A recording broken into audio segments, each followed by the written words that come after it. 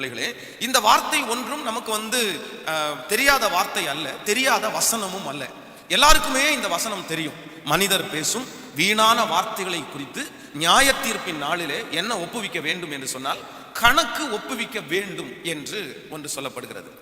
நிறைய கவனிங்கள். நம்முடைய வாழ்க்கையில கர்த்தருக்கு கணக்கு கொடுக்கிறது என்று நிறைய இருக்கிறது. நிறைய விஷயத்துல நம்ம கணக்கு கொடுக்க வேண்டும்.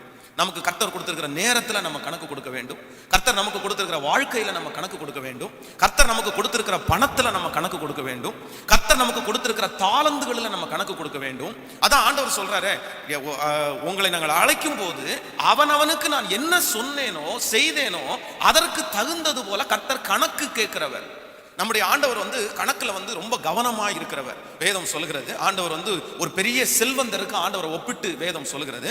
அந்த செல்வந்தர் தன்னுடைய ஊழியக்காரரை கூப்பிட்டு ஒருவனுடைய கையில எத்தனை தாளந்து கொடுத்தாராமா? ஒருத்தனுடைய கையில 5 தாளந்து, இன்னொருத்தனுடைய கையில 3 தாளந்து, இன்னொருத்தனுடைய கையில 1 தாளந்து. இப்படி கொடுத்து விட்டு அவர் அநேக நாட்களாக எங்க போனாராமா? வெளியூருக்கு, வெளி தேசத்திற்கு அவர் கடந்து போனார். கடந்து போனவர் வேதம் சொல்கிறது, திரும்ப அந்த எஜமானன் திரும்ப 5 தாளந்து கொடுத்தவனை கூப்பிட்டு, எப்பா உனக்கு நான் 5 தாளந்து கொடுத்தேன், அந்த 5 தாளந்த நீ என்ன பண்ணுன, அதை எடுத்துட்டு வா அப்படின்னு கேட்கும்போது வேதம் சொல்லுகிறது, அந்த மனுஷன் என்ன பண்ணாராமா, அந்த 5 தாளந்தை ஆண்டவரிடத்துல கொண்டு வந்து அதை 10ஆக மாற்றி ஆண்டவரிடத்துல கொண்டு வந்தார். ஆனால் 3 தாளந்து வாங்கினவனுக்கும் அப்படிதான். ஆனா 1 தாளந்து வாங்கினவனை பார்த்து, நான் 1 தான் கொடுத்தேன், பிரச்சனை இல்லை, சரி போட்டும் போனா போட்டும் அப்படின்னு விட்டுட்டாரா? இல்லவே இல்லை. 1 தாளந்த கொடுத்தவனையும் கூட ஆண்டவர் அழைப்பித்து அவனிடத்துல என்ன கேட்கிறார் சொல்லுங்களேன், எல்லாரும் சொல்லுங்க, என்ன கேட்கிறார்? கணக்கு கேட்கிறார். எப்பா நான் உன்ட 1 தாளந்து கொடுத்தேன்ல, எங்க என்ன பண்ணுனத, என்ன செஞ்சாத, அதுல உனக்கு என்ன லாபம் கிடைச்சிருக்கு, அதுல எனக்கு என்ன லாபம் கிடைச்சிருக்கிறது? அப்ப அந்த தாளந்த வாங்கினவன் என்ன சொல்றான் அப்படின்னா, நீர் விதைக்காத இடத்துல அறுக்கிறவரும் கொடுக்காத இடத்துல நீ வாங்குறவரும் அப்படின்னு சொல்லி நீ ஒரு பெரிய ஆளுன்னு நான் நினைச்சிட்டேன். அதனால உங்க பணத்தை நான் செலவு பண்ணல, உங்க பணத்தை எடுத்துக்கவும் இல்லை, ஆனா அதை பத்திரமா வச்சிருக்கிறேன். ஆனா நான் எப்படி வச்சிருந்தேன்னா, நான் புதைச்சு வச்சிருக்கிறேன் அப்படின்னு. உடனே ஆண்டவர் என்ன சொல்றாரு அப்படின்னா, அக்கிரமமான அந்த ஊழியக்காரனை ஆண்டவர் கடிந்து கொள்ளுகிறார். அவனிடத்திலே கொடுக்கப்பட்டதை புடுங்கி இன்னொருத்தனுடைய கையிலே ஆண்டவர் கொடுக்கிறார். அப்போ ஆண்டவர், நம்முடைய ஆண்டவர் யார் என்று கேட்டால் கணக்கு கேட்கறதுல சரியான ஆள். உங்க வாழ்க்கையில கொடுத்திருக்கிற எல்லாவற்றுக்கும் கணக்கு ஆண்டவர் கேட்பார். உங்கள்கிட்ட கொடுத்திருக்கிற பிள்ளைகளுக்கு ஆண்டவர் கணக்கு கேட்பார். இன்னைக்கு 1000 ரூபாய் நீங்க சம்பாதிக்கிறேன், இந்த 1000 ரூபாய்க்கு நீங்க கணக்கு கொடுக்குறீங்களோ இல்லையோ ஆண்டவர் கணக்கு கேட்பார். இன்னைக்கு இந்த 2018வது வருஷத்துல இந்த 16வது நாள் ஆண்டவர் உங்களுக்கு தந்திருக்கிறார் என்றால் இந்த நாளுக்குரிய கணக்கை நீங்கள் ஆண்டவருடைய சமூகத்திலே ஒப்புவித்து தான் ஆக வேண்டும். ஏனென்றால் வேதம் சொல்லுகிறது, நம்மட்ட மட்டுமல்ல கர்த்தர் கணக்கு கேட்கிறவர், ஆண்டவர் சமுத்திரத்துல கணக்கு கேட்கிறாராமா, நதியினிடத்துல கணக்கு கேட்கிறார், செவரிடத்துல கர்த்தர் கணக்கு கேட்கிறார். வேதம் சொல்லுகிறது ஒவ்வொன்றும் அவரிடத்துல என்ன கொடுத்ததாமா? சொல்லுங்களேன். அக்னி அவரிடத்துல கணக்கு கொடுத்துருச்சு, தண்ணி அவரிடத்துல கணக்கு கொடுத்து, எல்லாமே கணக்கு கொடுக்குறது. இந்த உலகத்துல படைக்கிற எல்லாமே ஆண்டவருக்கு கணக்கு கொடுக்கிறதுனாலே நாமும் ஆண்டவருக்கு என்ன கொடுக்க வேண்டும் என்றால் கணக்கு கொடுக்க வேண்டும். இப்பொழுது கர்த்தர் உங்களுக்கு ஒரு பாடுகிற தாளந்து கொடுத்திருப்பாரேயானால், ஜெபிக்கிற தாளந்து கொடுத்திருப்பாரேயானால், நீங்க நிறைய பேர் ஜெபிக்கிறது வழக்கம், நீங்க நிறைய பேர் கொடுக்கிறது வழக்கம், உங்களுடைய எல்லா தாளந்துகளையும் நம்ம நிறைய பேர் செய்கிறோம். ஆனா நமக்கு கணக்கு நம்ம இலவசம் என்று நினைக்கிற ஒன்று என்னன்னா, நம்ம பேசுகிற வார்த்தை. நம்ம பேசுகிற நிறைய பேருடைய வீடுகளில் சண்டை வருது, பிரச்சனை வருது. எங்க கணவன் மனைவிக்குள்ள பயங்கரமான வாக்குவாதம், எங்களுக்குள்ள அண்டர்ஸ்டாண்டிங்கே இல்லை, ரொம்ப அடிதடி பிரச்சனை மாதிரி வருது, நாங்க பிரிஞ்சிருவோமோன்னு கவலையா இருக்குது. இதெல்லாம் நீங்க ஒன்றை நினைத்துக் கொள்ளுங்கள், இது எதுல ஆரம்பிக்கிறது அப்படி என்று சொன்னால், உண்மையிலேயே அவ்வளோ பெரிய பிரச்சனை எங்க ஆரம்பிக்கும்னா வார்த்தையில தாங்க ஆரம்பிக்கும். வார்த்தையில தான் ஆரம்பிக்கும். ஏதோ ஒருவேளை அவர் ஒரு வார்த்தை பேசியிருப்பார், இல்லைன்னா இவங்க ஒரு வார்த்தையை பேசியிருப்பார். அந்த ஒரு வார்த்தை 2 வார்த்தையாய் மாறும், அந்த 2 வார்த்தை 3 வார்த்தையா மாறும், அது 5ஆ மாறுது, அது 10ஆ மாறுது. அதற்கு பிறகு அது ஒரு மிகப்பெரிய பிரச்சனையாக மாறி நிறைய பேருடைய வீடுகளிலே பிரிவினை கூட வந்திருக்கிறது. அப்போ ஆண்டவருடைய பிள்ளைகள், நீங்க எதுல நீங்க ரொம்ப ஜாக்கிரதையா இருக்கணும் அப்படின்னு கேட்டா, உங்களுடைய வாயின் வார்த்தைகளிலே கவனமா இருக்க வேண்டும். நீங்க பேசுற வார்த்தைக்கு என்னையும் சேர்த்துதான் நான் சொல்லுகிறேன். நாம் எல்லாருமே பேசுகிற வார்த்தையை குறித்து நியாய தீர்ப்பின் நாளிலே என்ன கொடுக்க வேண்டும் என்றால் கணக்கு கொடுக்க வேண்டும். நம்ம என்ன நினைக்கிறோம் அப்படின்னா, சில நேரத்துல நமக்கு பேசுறது தான் இலவசமா கிடைக்குது, கண்ட்ரோல் பண்றதுக்கு யாருமே இல்லையே. அதான் உலகத்துல கூட பழமொழி சொல்லுவாங்க, ஆண்டவர் உள்ள போடுற அந்த நாக்கை அதுவும் ஒருத்தர் சொல்லும் போது சொல்றாரு, அவர் தண்ணிக்குள்ள போட்டு வச்சிருக்காரு, நம்ம வெளியே வரக்கூடாதுன்னு. அதையும் மிஞ்சி வெளியே வந்துச்சு அப்படின்னு சொன்னா 32 பல்ல கொடுத்து ஆண்டவர் என்ன பண்ணிருக்கிறாராமா? வேலை அடைச்சிருக்காரு. ஆனா அதையும் மீறி என்ன பண்ணுது அந்த நாக்கு? அதை மீறி பார்க்குது அப்படின்னு சொல்லிட்டு உலகத்தான் சொல்லுவார்கள். பாருங்க, ஆண்டவர் வந்து எல்லா உறுப்புகளுக்கும் நிறைய பாதுகாப்பு கொடுத்திருக்கிறார். ஆனா நம்முடைய நாக்குக்கு ஆண்டவர் கொடுத்திருக்கிற பாதுகாப்பு வந்து சாதாரணமானதே அல்ல. எலும்ப கடிக்கிற பல்லு, கறி, அவ்வளோ பெரிய கறி, அதை கடிச்சு அதை தூள் மாதிரி மாற்றுகிற அந்த பல்லு, அவ்வளோ பெரிய பல்லையும் தாண்டி எது வெளியே வருது சொல்லுங்களேன். அதைத்தான் நீங்கள் நிருபங்கள்ல வாசிக்கும் போது தேவனுடைய மனுஷன் எழுதும் போது சொல்லுகிறான், நாவு நெருப்பு தான், அது அநீதி நிறைந்த உலகம். ஒரு சின்ன நெருப்பு ஒரு காட்டை கொளுத்தி விடுவது போல அது நம்முடைய ஆயுள் சக்கரத்தை முழுவதும் என்ன செய்தாம கொளுத்தி விடுகிறது. இன்னொன்னு சொல்றேன், ஒரு மிகப்பெரிய கப்பல் சிறிய சுக்கானாலே திருப்பப்படுவது போல நம்முடைய வாயிலே இருக்கிற வார்த்தை நம்முடைய வாழ்க்கையே திருப்பிரும் அப்படின்னு வேதம் சொல்லுகிறது.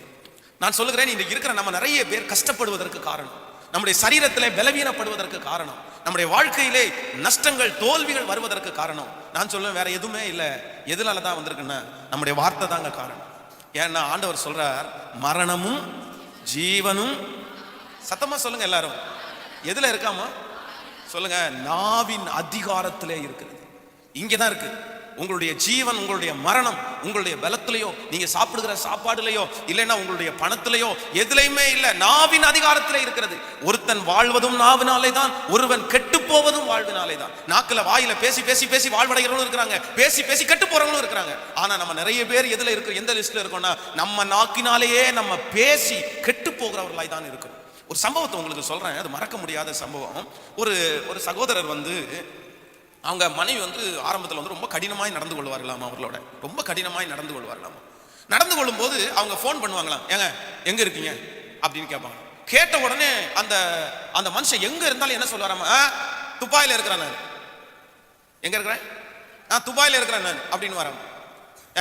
சொல்லுங்க, நான் துபாயில இருக்கிறேன், வர்றேன் வை அப்படின்னு சொல்லுவார். எப்பவுமே அவருக்கு அது வழக்கம்.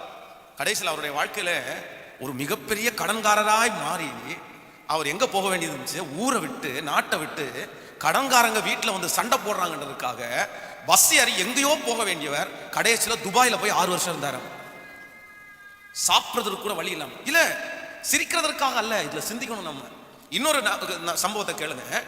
கடையில போய் அவர் பேச்சுலரா இருக்கும்போது ஒருத்தர் வந்து ஒரு கத்தி வாங்கியிருக்கிறார், நல்லா தீட்டப்பட்ட ஒரு கத்தியை வாங்கிட்டு வந்திருக்கிறார். ஒரு கத்தியை வாங்கிட்டு வர்ற வழியில ஒருத்தங்க என்ன கேட்டிருக்கிறாங்க அப்படின்னு கேட்டா, இந்த என்னப்பா கத்தியெல்லாம் வாங்கிட்டு போற, எதுக்காக வாங்கிட்டு போற அப்படின்னு கேட்ட உடனே வாய் தவறு என்ன சொல்லியிருக்கிறார் அப்படின்னு கேட்டா, ஆமா ஆமா ஆமா நான் கத்தி வாங்குறதுக்கு எவனையாவது சண்டை போடும்போது குத்துறதுக்கு ஆகும்ல, எவனாவது சண்டை போடும்போது குத்துறதுக்கு ஆகும்ல, அதுக்கு தான் அப்படின்னு சொல்லியிருக்கிறேன். அதுக்கு தான் அப்படின்னு சொல்லிட்டு அவர் போயிட்டாரு. அவர் ஹோட்டல்ல வேலை பார்த்தாரு. ஹோட்டல்ல வேலை பார்க்கும்போது ஒரு மிகப்பெரிய பிரச்சனை வந்து, சண்டை வந்து, கடைசியில் இவர் ரூம்ல இருந்தா அதே கத்தி எடுத்து ஒருத்தனை குத்திட்டாரு. கொலக்கேஸ் குத்திட்டாரு. குத்தி அவனுடைய உள்ள இருக்கிற அந்த குடல் பக்கத்தில் அந்த கத்தி போய் பெரிய கேஸ் ஆகி அவ்வளவு பாதிக்கப்பட்டார். அப்போ மரணமும் ஜீவனும் எதன் அதிகாரத்தில் இருக்கிறது என்றால் நாவின் அதிகாரத்திலே இருக்கிறது. கவனமா இருங்க. சண்டை அதனாலதான் ஆரம்பிக்கிறது. நம்முடைய வாழ்க்கையில இருக்கிற தோல்விகள் அதனாலே தான் ஆரம்பிக்கிறது. சிலர் என்ன நினைக்கிறாங்கன்னா, வாய் இருக்கிறதுனால எதை வேணாலும் பேசலாம் அப்படின்னு நம்ம நினைக்கிறோம். இல்ல தேவாலயத்துல வரும்போது கூட ஆண்டவர் சொல்றாரு, உன்னுடைய வாய் என்னுடைய தேவரீர், காலையில நீங்க ஜெபிக்க வேண்டிய ஜெபம் எழுமணும்னா என்ன ஜெபிக்கணுமாமா, தேவரீர் என் வாயின் வார்த்தையும் என்னுடைய இருதயத்தின் தியானமும் உம்முடைய சமூகத்திலே என்னவா இருப்பதாக, பிரிதியாய் இருப்பதாக. நீங்கள் நினைத்து பாருங்க. இன்னைக்கு ஆண்டவர் என்னமோ நம்ம மேல என்ன வச்சிருக்கிறார் அப்படின்னா, கிருபையாய் ஆண்டவர் இறங்குகிறார், கிருபை ஆண்டவர் வச்சிருக்கிறார். அமெரிக்காவில் இருக்கிற ஒரு மிகப்பெரிய வளர்ந்த ஊழியக்காரர் ஒரு விஷயம், அவருடைய மனைவி கால்வலினால மிகவும் பாதிக்கப்பட்டார்களாம். அந்த கால்வலினால அவர்கள் பாதிக்கப்படும் போது அவருடைய கால்களில் எண்ணெய் போட்டு ஜோம் பண்ணிட்டே இருக்கும்போது, ஆண்டவரே என் மனைவிக்கு ஏன் இவ்வளவு கால்வலி, இந்த வயசுல இவ்வளவு கால்வலி அப்படின்னு சொல்லி ஜோம் பண்ணிட்டு இருக்கும்போது ஆண்டவர் அவருடைய மனசுல பேசினாராமா, அவங்கள்ட்ட உங்க மனைவிட்ட கேளு என்ன சொன்னா, அவ ஏதாவது காலை குறிச்சு ஏதாவது பேசியிருக்கிறாளா அப்படின்னு கேளு அப்படின்னு சொன்ன போது, அன்னைக்கு இருந்த காலேஜ்ல அந்த ஃபாரின்ல இருக்கிறவங்க எல்லாருமே அவங்க அந்த முட்டிக்கு கீழே ட்ரெஸ் பண்ண மாட்டாங்க, முட்டிக்கு மேல தான் ட்ரெஸ் போடுவாங்க. ஏன் அப்படின்னா அவருடைய கால்களுடைய அழகை அவர்கள் காண்பிப்பதற்காக. அப்ப அந்த காலேஜினுடைய பிள்ளைங்க எல்லாம் அந்த காலுடைய அழகை காமிக்கும் போது இவருடைய கால் மட்டும் கொஞ்சம் அசிங்கமா இருக்குமாமா சின்ன வயசுல. அதனால இவங்க ஃபுல் ட்ராக் தான் எப்பவுமே போடுவாங்களாமா, கால் தெரியாத மாதிரி தான் போடுவாங்களாமா. எப்ப பார்த்தாலும் அந்த காலை நல்லா அழகா வச்சுட்டு இருக்கவங்கள போய் பார்க்கும்போது இவங்க என்ன சொல்லுவாங்களாமா, எனக்கு மட்டும் ஏன் ஆண்டவரை இப்படி காலை படைச்சிங்க, என் கால் பாருங்க கோணக்கால், என் கால் பாருங்க இப்படி, என் கால் பாருங்க எல்லாரையும் மோசம். கடைசியில் ஆண்டவர் அந்த ஊழியக்காரன் பேசும்போது அந்த ஊழியக்காரர் சொன்னாராமா, நீ முதல்ல என்ன அறிக்கையிடுனா, ஆண்டவரே எனக்கு நல்ல கால்களை கொடுத்ததற்காக ஸ்தோத்திரம், நீ சொல்லு, என நடக்கும்படி உதவி செய்தீர். எத்தனையோ பேருக்கு இந்த கால்கள் இல்லை, எனக்கு இந்த கால்களை கொடுத்துருக்கிறீர். அந்த அம்மா அந்த வார்த்தையை அறிக்கை செய்ய அறிக்கை செய்ய அறிக்கை செய்ய அவங்க கால் வலி சரியாச்சா. அந்த ஊழியக்காரர் அவருடைய புத்தகத்தில் மிக அழகா எழுதியிருந்தார். அப்போ மரணமும் ஜீவனும் எதன் அதிகாரத்தில் இருக்கிறது என்றால் நாவின் அதிகாரத்திலே இருக்கிறது. வாயை தவறி பேசிடாதீங்க. கோபம் வருதுன்னு எதை வேண்டும் என்றாலும் பேசிவிட வேண்டும் என்று நினைக்காதீங்க. உங்க பிள்ளைகளை நீங்க பேசிடாதீங்க. உங்களுடைய கணவனாரை நீங்கள் பேசிவிடாதீர்கள். உங்க மனைவியை நீங்க பேசிடாதீங்க. ஏன்னா வார்த்தை, சில வார்த்தைகள் சில மனிதனை உயிர்ப்பிக்கும், சில வார்த்தைகள் சில மனிதனை உயிர்ப்பிக்காது. என்ன செய்யும் தெரியுமா? சில வார்த்தைகள் சில மனிதனை கொல்லும் என்று வேதம் சொல்லுது. நம்ம என்னமோ அறியாமத்தனமா இருக்கிறோம் அப்படின்னா அது பெரிய விஷயம் இல்ல, அது ஒரு பெரிய பொருட்டா எடுக்கிறது இல்ல. வா பேசலாம், அதென்ன பெரிய விஷயம், யாராவது கேட்க போறாங்களா, ஏதாவது திட்ட போறாங்களா, அப்படியெல்லாம் இல்லையே அப்படின்னு நினைக்கிறோம். இல்லவே இல்லை. ஆண்டவர் எதை மிக அதிகமாய் கவனிக்க சொல்லுகிறார் என்றால், உன்னுடைய வாயின் வார்த்தைகளிலே நீ கவனமாயிரு. கையை உயர்த்தி ஒரு அல்லேலூயா சொல்ல, கரங்களை அசைத்து ஒரு அல்லேலூயா சொல்ல. நன்றாய் கவனிங்கள். உங்களை பார்த்து ஒரு கேள்வி கேட்கிறேன் நான். ஆண்டவருடைய தாசனாகிய மோசே ஏன் கானான் தேசத்துக்குள்ள அவன் பிரவேசிக்கல? நீங்க சொல்லுங்க பாக்க. ஏன் கானான் தேசத்துக்குள்ள பிரவேசிக்கல? கண்மலையை பார்த்து பேசுங்கன்னு ஆண்டவர் சொன்ன போது அவன் என்ன செஞ்சான்? கண்மலையை பார்த்து அடித்தான். அடித்த உடனே ஆண்டவர் என்ன சொல்றாரு? நீ வந்து கானான் தேசத்துக்குள்ள என் ஜனங்களை கொண்டு போக மாட்ட அப்படின்னு சொல்றாரு. ஆனா உண்மையிலேயே அந்த சம்பவம் தான் காரணமா இருந்தாலும் அந்த பிரச்சனையினுடைய ஆணி வேர் என்ன தெரியுமா? அவன் கானான் தேசத்துக்குள்ள போக முடியாதனுடைய ஆணி வேர், அதனுடைய ஃபர்ஸ்ட் பாட்டம் என்ன அப்படின்னா, ஆண்டவர் இஸ்ரவேல் சன்னதி ஜனங்களுடைய கூக்குரலை நான் கேட்டேன், ஒரு இரட்சகனை நான் அனுப்ப போகிறேன், அதற்காக ஒன்ன அனுப்புவேன்னு சொன்னதுக்கு அப்புறம் இவன் என்ன சொல்லுவான் தெரியுமா? நானு திக்குனா வாய் மந்தனாவு. உடனே ஆண்டவர் என்ன சொல்றாருன்னா, மனுஷனுக்கு வாயை படைத்தவர் யார்? நாவை கொடுத்தவர் யாருப்பா? உன்னை நான் பேச வைக்க மாட்டேனா? உன்னை நான் பேச வைப்பேன் அப்படின்னு ஆண்டவர் சொல்றாரு. எத்தனையோ ஆண்டவர் சொன்னதுக்கு அப்புறம் நான் வரமாட்டேன், வேற யாரையாவது அனுப்பும். உடனே ஆண்டவர் சொல்றாரு, ஆரோன் உனக்கு உதவிக்காரனா இருப்பான். என்னன்னா கடைசியில் ஆண்டவருக்கு அப்பவே பயங்கரமான கோபம் வருது. ஆனால் சிப்போரால் அவனுடைய கணவனாரை காப்பாற்றினாள். ரத்த சம்பந்தமான என்னுடைய புருஷன் அப்படின்னு காப்பாற்றினாள். அவளுக்காக ஆண்டவர் அவனை விட்டு வச்சார் அப்படின்னு சொல்றான். அப்போ ஆரம்பத்திலேயே நான் கானானுக்கு போக மாட்டேன் அப்படியெல்லாம் போக முடியாது, வேற யாராவது அனுப்பும். நான் சொல்றேன், அஸ்திவாரம் எங்க போட்டான் தெரியுமா? சொல்லுங்க. இங்க இருக்கிற நிறைய பேருடைய சரீரத்தினுடைய வியாதிக்கு அஸ்திவாரத்தை நீங்க எப்போ போட்டுட்டீங்க? நீங்க உங்க பிள்ளைகளுடைய வாழ்க்கையினுடைய எதிர்காலத்தினுடைய நஷ்டத்தை நீங்க எப்போவோ அஸ்திவாரத்தை போட்டுட்டீங்க. நீங்க இப்ப ரட்சிக்கப்பட்டிருக்கலாம், இப்போ உங்க பிள்ளைகளை நீங்க பேசாம இருக்கலாம், இப்போ வாயின் வார்த்தைகள்னால எதையுமே சொல்லாம இருக்கலாம். ஆனா நீங்க என்னைக்கோ ஒரு நாள் போட்ட விதை, என்னைக்கோ ஒரு நாள் போட்ட வார்த்தை உங்க வாழ்க்கையில எப்போ வந்து மரமா நிற்கும் தெரியுமா? 25 வருடம், 30 வயது, 30 வருடங்கள் தாண்டி நிற்கும். ஒரு அம்மா ஒரு பொண்ணை பார்த்து, இந்த வாலிப நாட்கள் அவ வந்து ரொம்ப அம்மாவுக்கு கீழ்ப்படியனால எந்த வேலையுமே செய்யாதனால அந்த அம்மா வந்து அந்த பொண்ணை பார்த்து ஒரு சத்தம் போடுறாங்க, பாரு உனக்கு கல்யாணமே ஆகாது, நீ கல்யாணம் ஆகிறதுக்கு அவ்வளவு சிரமப்பட்டு தான் உனக்கு கல்யாணம் ஆகும் அப்படின்னு சும்மா கோபத்தில் அப்படி ஒரு வார்த்தை பேசிட்டாங்க. அவங்க மறந்துட்டாங்க, இந்த பொண்ணு மறந்துருச்சு. அதுக்கப்புறம் 2 பேரும் ரொம்ப ஐக்கியமாயிட்டாங்க. அந்த பொண்ணு தான் அந்த வீட்டில் எல்லாவற்றையும் செய்கிறது. எத்தனையோ காலங்கள் தாண்டி அந்த பொண்ணுக்கு 30 வயது வரைக்கும் திருமணம் நடக்கவே இல்லை. திருமணம் நடக்காம அப்புறம் இவங்க போய் ஃபாஸ்டிங் போட்டு ஜெபம் பண்ணி ஒரு நாள் ஆண்டவர் அவங்களோட பேசினார். இதற்கு முன்பாக உங்க மகளை குறித்து நீ பேசி இருக்கிறாயா? கேன்சல் பண்ண அந்த வார்த்தைக்காக மன்னிப்பு கேள். இவங்க மன்னிப்பு கேட்டதற்கு பிறகுதான் அந்த பிள்ளைக்கு திருமணமே ஆனது. நான் பிராங்கா நான் சொல்றேன், ஒரு தகப்பனார் வந்து ஒரு பையனை பார்த்து சொல்றாரு, டேய் என்னைக்குனாலும் போலீஸ் ஒரு நாள் உன்னை பிடிச்சி நொத்துன்னு நொத்துறானா இல்லையான்னு பாரு, உன்னை அடிக்கிறானா இல்லையான்னு பாருப்பா. ஒரு நாள் போலீஸ் உன்னை அடிக்கும் பாரு, உன்னை போலீஸ் பிடிச்சிட்டு போகும் பாரு. ஆனா அந்த பையன் போலீஸ் பிடிக்கக்கூடிய பையன் அல்ல, நல்ல கிறிஸ்தவ குடும்பம்.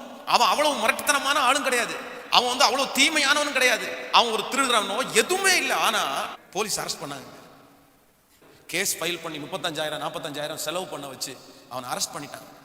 நான் போய் அந்த உடனே இமீடியட்டா போய் அந்த போலீஸ் ஸ்டேஷன்ல போய் பேசினேன், அந்த வக்கீல்கிட்ட பேசினேன். அவன் மரியாதை கொடுத்தாங்க. ஆனா வந்து இல்லை சார், நாங்க எஃப்ஐஆர் போட்டோம், ஒண்ணுமே பண்ண முடியாது அப்படின்னு ஜெயிலில் அந்த தம்பி கடந்து போய் பின்னாடி முதுகெல்லாம் பார்த்தீங்கன்னா அடிச்சு ரொம்ப காயப்படுத்திட்டாங்க. ஏன் தெரியுமா? வேற எதுவுமே இல்லைங்க.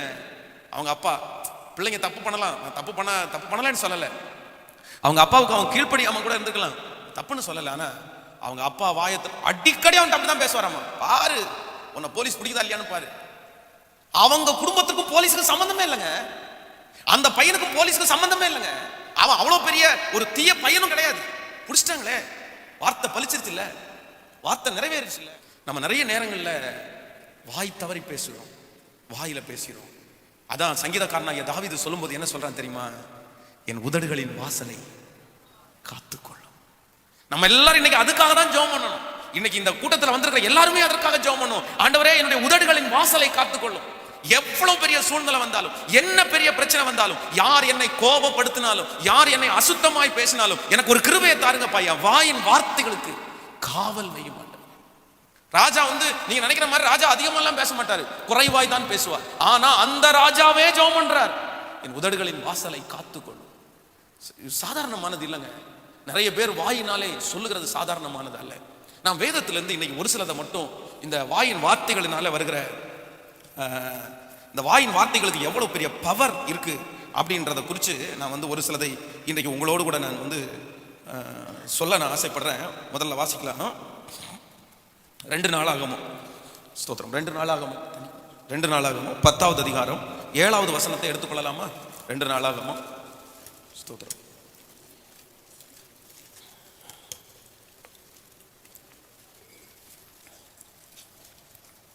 2 நாளாகமம் 10வது அதிகாரம்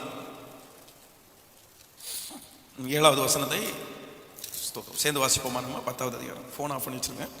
10வது அதிகாரம் 7வது வசனத்தை நம்ம சேர்ந்து வாசிக்கலாம். அதற்கு அவர்கள், நீர் இந்த ஜனங்களுக்கு தயவையும் பட்சத்தையும் காண்பித்து அவர்களுக்கு நல் வார்த்தைகளை சொல்லுவீரே, ஆனால் என்றென்றைக்கும் அவர்கள் உமக்கு ஊழியக்காரர்களாய் இருப்பார்கள் என்றார். 8வது வசனத்தை கூட வாசிக்கலாம்.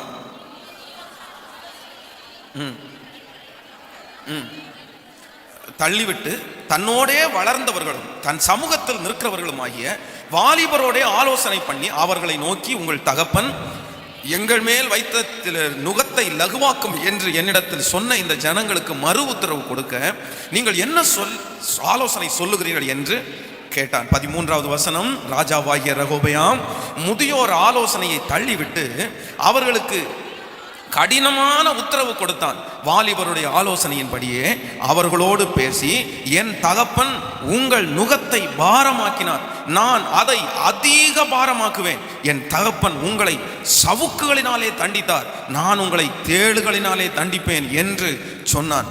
ராஜா ஜனங்களுக்கு செவிகொடாமற் போனான். கர்த்தர் சீலோனியனாகிய அகியாவை கொண்டு நேபத்தின் குமாரனாகிய யெரொபெயாமுக்கு சொன்ன தமது வார்த்தையை உறுதி பண்ணும்படி தேவனாலே இப்படி நடந்தது. ராஜா தங்களுக்கு செவி கொடுக்காததை இஸ்ரவேல் எல்லாரும் கண்டபோது ஜனங்கள் ராஜாவுக்கு மறு உத்தரமாக, தாவீதோட எங்களுக்கு பங்கு ஏது? ஈசாயின் குமாரிடத்தில் எங்களுக்கு சுதந்திரம் இல்லை. இஸ்ரவேலே, உன் கூடாரத்திற்கு போய்விடு, இப்போதும் தாவீதே உன் சொந்த வீட்டை பார்த்துக்கொள் என்று சொல்லி இஸ்ரவேல் எல்லாரும் தங்கள் கூடாரங்களுக்கு போய்விட்டார்கள். கைகளை உயர்த்தி ஒரு ஹல்லேலூயா சொல்லுங்க. கரங்களை அசைத்து ஒரு ஹல்லேலூயா சொல்லுங்க பார்க்கலாம். நன்றாய் கவனிங்கள் கர்த்தருடைய பிள்ளைகளே. இந்த சம்பவம் உங்களுக்கு தெரிந்த ஒரு சம்பவம். சாலோமோனுடைய குமாரனாகிய ரெகொபெயாமை குறித்து இந்த சம்பவம் இந்த இடத்திலே எழுதப்பட்டிருக்கிறது. நன்றாய் கவனிங்கள். இந்த ரெகொபெயாமை சின்ன வயதிலே ஆண்டவர் ராஜாவாய் ஆண்டவர் அவனை அபிஷேகம் பண்ணினார். ஏற்கனவே ஆண்டவர் தாவீதிற்கு ஆண்டவர் வாக்கு கொடுத்திருந்தார். என்ன வாக்கு கொடுத்திருந்தார் என்றால், உன் சன்னதியை நான் பெருக பண்ணுவேன், உன் சன்னதியின் இடத்தில் ராஜாக்கள் எழும்புவார்கள், தலைமுறை தலைமுறையாக உன்னுடைய பிள்ளைகளை நான் ராஜாவாக வைப்பேன் என்றெல்லாம் ஆண்டவர் வாக்கு கொடுத்திருந்தார். இப்போ சாலோமோனுடைய கடைசி நாட்கள்ல அவன் நிறைய பெண்ணை திருமணம் செய்ததுனால அவன் நிறைய பணத்தை இழக்க வேண்டியதாகிவிட்டது, நிறைய சொத்துக்களை அவன் அழிக்க வேண்டியதாகிவிட்டது, நிறைய அவனுக்கு சண்டைகள் வந்தது. இவன் பல இடங்களிலிருந்து இந்த வரியை அவன் அதிகமாய் வசூலித்தான், நிறைய வரி வாங்கினான், ஜனங்களிடத்தில் அதிகமான பாரத்தை சுமத்தினான். ஆனா சாலோமோனுக்கு வந்ததை போல இன்கம் வேற எந்த ராஜாவுக்கும் வந்ததில்லை. டன் டன் கணக்கில் பெரிய பெரிய லாரியா அவனுக்கு வந்துச்சு. அவனுக்கு தங்கம் சேபா நாட்டிலிருந்து வந்துச்சு, பல நாடுகளிலிருந்து அவனுக்கு வந்துச்சு, நிறைய பேர் அவனுக்கு கப்பம் கட்டினார்கள். ஆனா அவனுக்கு எந்த பணமும் பத்தலைங்க. எந்த மாமிச இச்சை வர்றவனுக்கு பணம் அவனுடைய கையில நிற்காது. மாமிச இச்சை இருக்கிற ஒரு மனுஷனுடைய கையில பணம் இருக்காது. எத்தனை கோடி வந்தாலும் அந்த பணத்தை அவன் அழிச்சுத்தான் நிற்பான். மாமிச இச்சை உள்ளவர்களுக்கு மட்டும் அப்படி, அது ஒரு சாபக்கேடான செயல். அப்போ இந்த மனுஷன் பாருங்க அப்படின்னா எல்லாரிடத்துலையும் வரி அதிகமா வாங்குறதுனால ஜனங்களுக்கு வரி கட்ட முடியல. இப்போ வந்து மோடி வந்து இந்த நாட்டில் வந்து முதல்ல இறங்கும் போது நமக்கு எல்லாருக்கும் எப்படி இருந்துச்சு, என்னமோ பெரிய யுகத்தை மாற்ற போகிறது போல அப்படி இப்படின்னு எல்லாரும் பயங்கரமான எதிர்பார்ப்புகளோடு இருந்தார்கள். திடீர்னு வந்தது அவர் ஜிஎஸ்டி, எல்லாருமே வரி கட்டணும், அந்த வரியை அதிகப்படுத்து அப்படின்னு சொன்ன உடனே பாத்தீங்க அப்படின்னா ஜனங்களுக்கு அவங்க மேல இருந்த அந்த தாட்டு வந்து குறைஞ்சிட்டே வந்துச்சு. ஜனங்களுக்கு எப்பவுமே அப்படிதான், அந்த ஜனங்களுக்கு அவங்களுடைய வரியை கூட அவங்களால சிலர் கட்ட முடியாது. சிலர் அதுல வந்து எல்லாரும் இப்போ வேலை தொழில் போச்சு, எல்லாரும் ரொம்ப கஷ்டப்படுறதுனால அவரை இப்ப யாருமே ஏற்றுக்கொள்ள முடியல. அப்போ இந்த சாலமன் ராஜா மரித்து போகிற சூழ்நிலையிலே ஜனங்கள் நிறைய பேர் அவரை ஏற்றுக்கொள்ளாமல் இருந்தார்கள். இப்ப அவருடைய மகன் ராஜாவாகிறார். இப்ப 2 சான்ஸ் இருக்கிறது. அந்த ராஜாவினிடத்துல வந்து கேட்கிறாங்க, ஜனங்கள் எல்லாரும் வந்து கேட்கிறாங்க, உங்க தகப்பன் எங்களுக்கு அதிக பாரத்தை கொடுத்தார், எங்க மேல நிறைய வரி சுமத்தினார், அதனால ஒண்ணு பண்ணணும், நீங்க எங்களுக்கு தயவு பாராட்டணும், நீங்க எங்களுக்கு கொஞ்சம் வரியை குறைச்சிக்குங்க அப்படின்னு சொன்ன உடனே இவன் என்ன பண்ண அப்படின்னு கேட்டா, ராஜாவுடைய தந்திரம் தான். உடனே பதில் சொல்லாம இருக்கிறது ஒரு நல்ல குணம் தான். சரி போயிட்டு 3 நாள் தாண்டி வாங்க அப்படின்னாரு. 3 நாள் தாண்டி வாங்கன்னு சொல்லும் போது இந்த பக்கத்துல வாலிபர்கள் இருக்கிறார்கள், அந்த பக்கத்துல பெரியவங்க நிக்கிறாங்க. கேட்கிறான் பெரியவங்களை பார்த்து, என்ன ஆலோசனை சொல்றீங்க அப்படின்னு கேட்டு. எப்பவுமே இந்த பெரியவர்களுடைய ஆலோசனை வந்து கொஞ்சம் நல்லா இருக்கும், சரியாக இருக்கும். சில விஷயத்துல அந்த ஊழியத்துல மட்டும் சில ஆண்டவர் பேசுகிற வார்த்தை என்று இருக்கும், மனுஷ பேசுற வார்த்தை என்று இருக்கும். அதுலதான் சிலர் தடுமாறுகளை தவிர பொதுவாக நம்முடைய குடும்ப காரியங்களுக்கு பெரியவர்கள் பேசுகிற வார்த்தை மிக ஆப்டா இருக்கும், சரியா இருக்கும். ஆனா எல்லா வார்த்தைகளும் அப்படி இராது. அதையும் கர்த்தருடைய பிள்ளைகள் கவனிக்க வேண்டும். அதற்கு வேதத்துல நிறைய ஆதாரம் இருக்கிறது. அப்போ இந்த முதியோர்கள் ரொம்ப அழகான ஒரு ஆலோசனை சொல்லுகிறார்கள். சரி நான் குறைச்சிக்கிறேன் அப்படின்னு சொல்லுங்க, அதுக்கப்புறம் ஜனங்கள்ட்ட நம்ம வசூல் பண்ணிக்கலாம் அப்படின்னு சொல்றாரு. ஆனா வாலிபர்கள் என்ன சொல்றாங்கன்னா, அதை அவன் பேசாது அப்படி. ஆனா அவன் இன்னைக்கே நம்மள அப்படி நம்மளை கீழே வரி உட்கார வச்சுட்டான் அப்படின்னா அவன் லாஸ்ட் வரை நம்ம கீழ்ப்படிய வேண்டியது இருக்கும். உங்க கெத்தை நீங்க விட்டு கொடுக்க கூடாது, உங்களுக்குன்னு ஒரு கெத்து இருக்கு, உங்களுக்குன்னு ஒரு மரியாதை இருக்கு. அவன் முதல்ல வந்து உங்க முன்னாடி வந்து பேசவே கூடாது. நான் இவ்வளவு தைரியமா அவன் பேசுறான். அவன்கிட்ட சொல்லுங்க, எங்க அப்பா என்ன வந்து உங்களை வந்து சவுக்கல்லால தண்டிச்சா நான் உங்களை எப்படி தண்டிப்பேன். இவன் பேசின ஒரே ஒரு வார்த்தை முடியாதியா, எல்லா ஜனங்களும் கீழ்ப்படிவாங்கன்னு நினைச்சான். என்ன சொல்றாங்க தெரியுமா, இனி தாவீதோட எங்களுக்கு என்ன இல்லை, தாவீதே உன் சொந்த குடும்பத்தை நீ பார்த்துக்கொள். தாவீதுடைய குடும்பத்தோட எங்களுக்கு பங்கு இல்லைங்க. அவங்க அப்பா கஷ்டப்பட்டு கட்டி காத்தது, ரத்த வேர்வை சிந்தி கட்டி காத்தது, பாடுபட்டார், அதற்காக கண் விழிப்பு, எத்தனை அவமானம், எத்தனை நிந்தை. அந்த ராஜ்யபாரத்தை கட்டி எழுப்புறது என்றது அவ்வளவு சுலபமானது அல்ல, அவ்வளவு கடினம். கட்டி எழுப்பி வச்சிருந்ததை அவங்க பையனுடைய அந்த ஒரே ஒரு வார்த்தை 2ஆ பிரிச்சுச்சு. நான் சொல்றேன், இந்த வாயின் வார்த்தைகளை குறித்து நீங்க ரொம்ப கவனமா இருக்க வேண்டியது என்னன்னா, உங்க வாயிலிருந்து புறப்படுகிற வார்த்தை அத்தனை நாட்களும் நீங்க கட்டி காத்தது, நீங்க பாடுபட்டு உழைச்சது, நீங்க கண்ணீர் சிந்தினது, ரத்த வேர்வை சிந்தினது, நீங்க அதற்கு முன்பாக ரொம்ப கமிட் பண்ணது, உங்களை நீங்க தாழ்த்தினது. நான் சொல்றேன், அந்த ஒரே ஒரு வார்த்தை 1000 நன்மையை 10,000 நன்மையை கெடுக்கும். நஷ்டப்பட்டான். அதற்கப்புறம் அவனுடைய அந்த ஒரே கோத்திரத்தை வைத்துதான் அவன் அரசாட்சி செய்தான். நான் சொல்றேன், இந்த ஜபத்துல கூட நம்ம நிறைய பேர் இருக்கிறோம். நிறைய பேர் எதை என்று சொன்னால், நீங்கள் வந்த ஆசீர்வாதங்கள், நீங்கள் உங்க பிள்ளைகளை பராமரிச்சது, நீங்க உங்க பிள்ளைகளை பாதுகாத்தது, நீங்க உங்க மனைவிக்கு நீங்க கோஆபரேட் பண்ணது, உங்க கணவனாருக்கு கீழ்ப்படிஞ்சது, அந்த ஒரே ஒரு வார்த்தையினால இன்னைக்கு உங்க குடும்பத்துல அவ்வளவு பெரிய பிரிவினை, அவ்வளவு பெரிய பிரச்சனை. அந்த ஒரு வார்த்தையை மட்டும் நீங்க பேசாம இருந்திருந்தீங்கன்னா, அந்த ஒரு வார்த்தையை மட்டும் நீங்க சொல்லாம இருந்திருந்தீங்கன்னா, இன்னைக்கு நீங்க தலை நிமிர்ந்து நடக்கலாங்க. நீங்க அந்த பணத்தை இழந்திருக்க மாட்டீங்க, நீங்க அந்த அன்பை இழந்திருக்க மாட்டீங்க, நீங்க அந்த ஐக்கியத்தை இழந்திருக்க மாட்டீங்க. அந்த ஐக்கியம் நீங்க உங்களை விட்டு போனதுக்கு என்ன காரணம்? அந்த ஒரு வார்த்தை தாங்க காரணம். அந்த ஒரு வார்த்தை தான் காரணம். அதுக்காகத்தான் தேவனுடைய மனுஷன் என்ன சொல்றான் அப்படின்னா, என் வாயின் வார்த்தைகள் உம்முடைய சமூகத்தில் பிரதியா இருப்பதாக. அல்லேலூயா. தேவரேர் என்னுடைய உதடுகளுக்கு நீர் என்ன வையும் என்றார், காவல் வையும். ஒரு தாயினுடைய வார்த்தை, ஒரு தகப்பனுடைய வார்த்தை, ஒரு கணவனுடைய வார்த்தை, ஒரு மனைவியினுடைய வார்த்தை இன்றைக்கு எல்லாவற்றையும் இழந்து நிற்க செய்கிறது. இழந்துட்டான். அகாஸ்வேர் என்கிற ஒரு ராஜாவை வேதத்தில் சொல்கிறது. இந்த அகாஸ்வேர் என்கிற ராஜா, இவன் ஒரு நல்ல ராஜா பாருங்க. அவன் வந்து இந்த உலகத்திலே இருக்கிற எல்லாரும் விருந்து போடாத அளவுக்கு அவன் விருந்து போட்டான். அவனை மாதிரி யாருமே விருந்து போட முடியாது. இந்த உலகத்திலே இருக்கிறதுல மிகப்பெரிய அன்பு என்ன அன்பு அப்படின்னா, அந்த சாப்பாடு போடுறதுதான். அந்த அன்பு தான் மிக பெருச்சு. எல்லா நாடுகளுக்கும் எல்லாருக்குமே அவன் ஆகாரத்தை, எல்லாருக்குமே சாப்பாடு போட்டான். ஆனா தன்னுடைய மனைவி வந்து தன்னிடத்துல தன்னுடைய சகோதரர்களுக்கு காண்பிக்க வேண்டும் என்று அவன் நினைக்கிறான். அதற்காக தன்னுடைய மனைவி அவன் அழைக்கிறான். ஆனா அவங்க வரமாட்டாங்கன்னு சொன்னாங்க. அப்போ கூட இருக்கிறவங்க எல்லாரும் சொல்றாங்க, உங்களுக்கு உங்க கீழ்ப்படி இல்லைன்றது எல்லாருக்கும் தெரிஞ்சு போச்சு, இப்படியே நீங்க என்கரேஜ் பண்ணிட்டீங்க அப்படின்னா எங்க மனைவிகளை எங்களுக்கு கீழ்ப்படிய முடியாது, உடனே நீங்க ஒரு தீர்மானம் எடுங்கன்னு சொன்ன உடனே டப்புன்னு அனௌன்ஸ் பண்ணிட்டான். அவ்வளவுதான், வஸ்திய ராஜ சமூகத்துல இருந்து தள்ளிட்டான் அப்படின்னா. ஆனா அந்த சகோதரிக்காக அதற்கு பிறகு அவன் வருந்தினான். அவங்க தப்பு பண்ணல, நான் தான் தப்பு பண்ணேன். ஒரு நல்ல மனைவியை யார் இழந்தா தெரியுமா? அவள் வந்து அந்த தேசத்தில் இருக்கிற எல்லாரை விட அழகானவள். அவருடைய அழகை பார்க்கும்படியாகத்தான் வர சொல்லியிருக்கிறான். அப்ப அவனே அந்த அழகுல தோத்து போனான்ல, அவ்வளவு தூரம் ராஜாத்தியா இருந்தால. ஆனா இவன் பேசின அந்த ஒரு வார்த்தையினால குடும்பம் பிரிஞ்சு வஸ்தி தனியா போயிட்டா. அதற்கு அப்புறம் ஆண்டவர் எஸ்தரை கொடுத்தாரு, அது எல்லாமே ஓகே. நான் சொல்றேன், மனைவி இழந்துட்டாங்க, இந்த மனைவி இழந்துட்டாங்க. இன்னைக்கு ஆண்டவருடைய சமூகத்துல நம்ம எல்லாரும் ஒரு வார்த்தையை சொல்லி ஒப்பு கொடுப்போம். ஆண்டவரே, என் வாயினால இனி நான் எதையுமே என்ன செய்திடக்கூடாது. சத்தமா சொல்லுங்க, இழந்துடக்கூடாது. நம்ம யாருமே நம்முடைய வார்த்தையினால என்ன செய்யக்கூடாதுன்னா எதையுமே இழந்துடவே கூடாது. எத்தனை பேர் ஆமோதிக்கிறீங்க? அல்லேலூயா. நிறைய பரிசுத்தவான்களுடைய அந்த திறமை எதில் அடங்கி இருக்கிறது என்று சொன்னால், அவங்க பேசாமல் இருக்கிறதுலாங்க அதிகமான பலன் அடங்கி இருக்கிறது, பேசுறது அல்ல. அது பொதுவாக வந்து நமக்கு கேட்கறதுக்கு ஈஸியாக இருக்கும். நான் சொல்கிறேன், வெகு சீக்கிரத்தில் நீங்கள் நிறைய பேர் மறந்து போய்விடலாம். ஆனால் உங்கள் வாழ்க்கையில் ஒன்றை மட்டும் நினைத்து கொள்ளுங்கள், நீ பேசாதிருந்தால் மூடனும். நீங்க பேசாம இருந்தா எதையுமே இழக்க மாட்டீங்க. பக்கத்தில் இருக்கிற கையை பிடிச்சி சொல்லுங்க, நீங்க பேசாம இருந்தா மற்றவங்க மேல வச்ச அன்பை நீங்க இழக்க மாட்டீங்க. சொல்லுங்க, ஆசீர்வாதத்தை இழக்க மாட்டீங்க, மனிதர்களை இழக்க மாட்டீங்க, பணத்தை இழக்க மாட்டீங்க, நீங்க எதையுமே இழக்க மாட்டீங்க. ஆனா நீங்க பேசிட்டே இருந்தீங்கன்னா ஒன்னொன்னா நீங்க இழந்துருக்கீங்க. ஆமோதிக்கிறீங்களா? எத்தனை பேர் ஆமோதிக்கிறீங்க? உண்மைன்னு எத்தனை பேர் நம்புறீங்க? நம்ம நிறைய ஃப்ரெண்ட்ஸை நம்ம இழந்துட்டோம். ஏன் சொல்லுங்க, சத்தமா சொல்லுங்க. பேசிதாங்க இழந்துட்டோம். நம்ம திரும்ப பேசுறோம் பாருங்க, அதனால நல்ல உறவுகளை நம்ம இழந்துடணும். நான் சொல்றேன், இந்த ஒற்றுமை திருவிழாக்கு வந்திருக்கிற நமக்கு எல்லாருக்குமே ஆண்டவர் ஒரு கிருபை கொடுக்கணும். என்ன கிருபை அப்படின்னா, என் பேச்சை குறைக்கிறதுக்கு ஆண்டவர் உதவி செய்யும். பெர்க்மன்ஸ் ரொம்ப அழகா எழுதியிருக்கிறார், ரொம்ப அழகா எழுதியிருக்கிறார். என்ன எழுதியிருக்கிறார் அப்படின்னா, பேச்சை குறைக்கணும். பலத்துல எதை குறைக்கணும் சிஸ்டர்? பேச்சை குறைக்கணும் சிஸ்டர். பிரதர், எங்க ஊழியத்தில் என்ன கர்த்தர் உருவாக்குறதுக்கு முன்னாடி எனக்கு கற்றுக் கொடுத்த ஒரே பாடம் தாங்க, உன் வாயை நீ பேசாத, நீ நிறைய பேசாத. நீ கர்த்தருக்காக பேச வேண்டியவன், நிறைய ரொம்ப பேசுவேன். நான் சென்னையில் பாஸ்டர் ஆல்பர்ட் அப்படின்னு ஒருத்தர் இருந்தார், பாஸ்டர் எம்டி ஜெகன் அப்படின்னு ஒருத்தர் இருந்தார். இவங்க ரெண்டு பேரும் என்னுடைய ஃபர்ஸ்ட் ரொம்ப டீப்பான கொஞ்சம் கம்பெனி, ரொம்ப ரொம்ப நெருங்கிய நண்பர்கள் இவங்க ரெண்டு பேருமே. பெருசா எல்லாம் பேச மாட்டோம், அப்படின்னா தப்பானதெல்லாம் பேச மாட்டோம், நல்லதான் பேசுவோம்.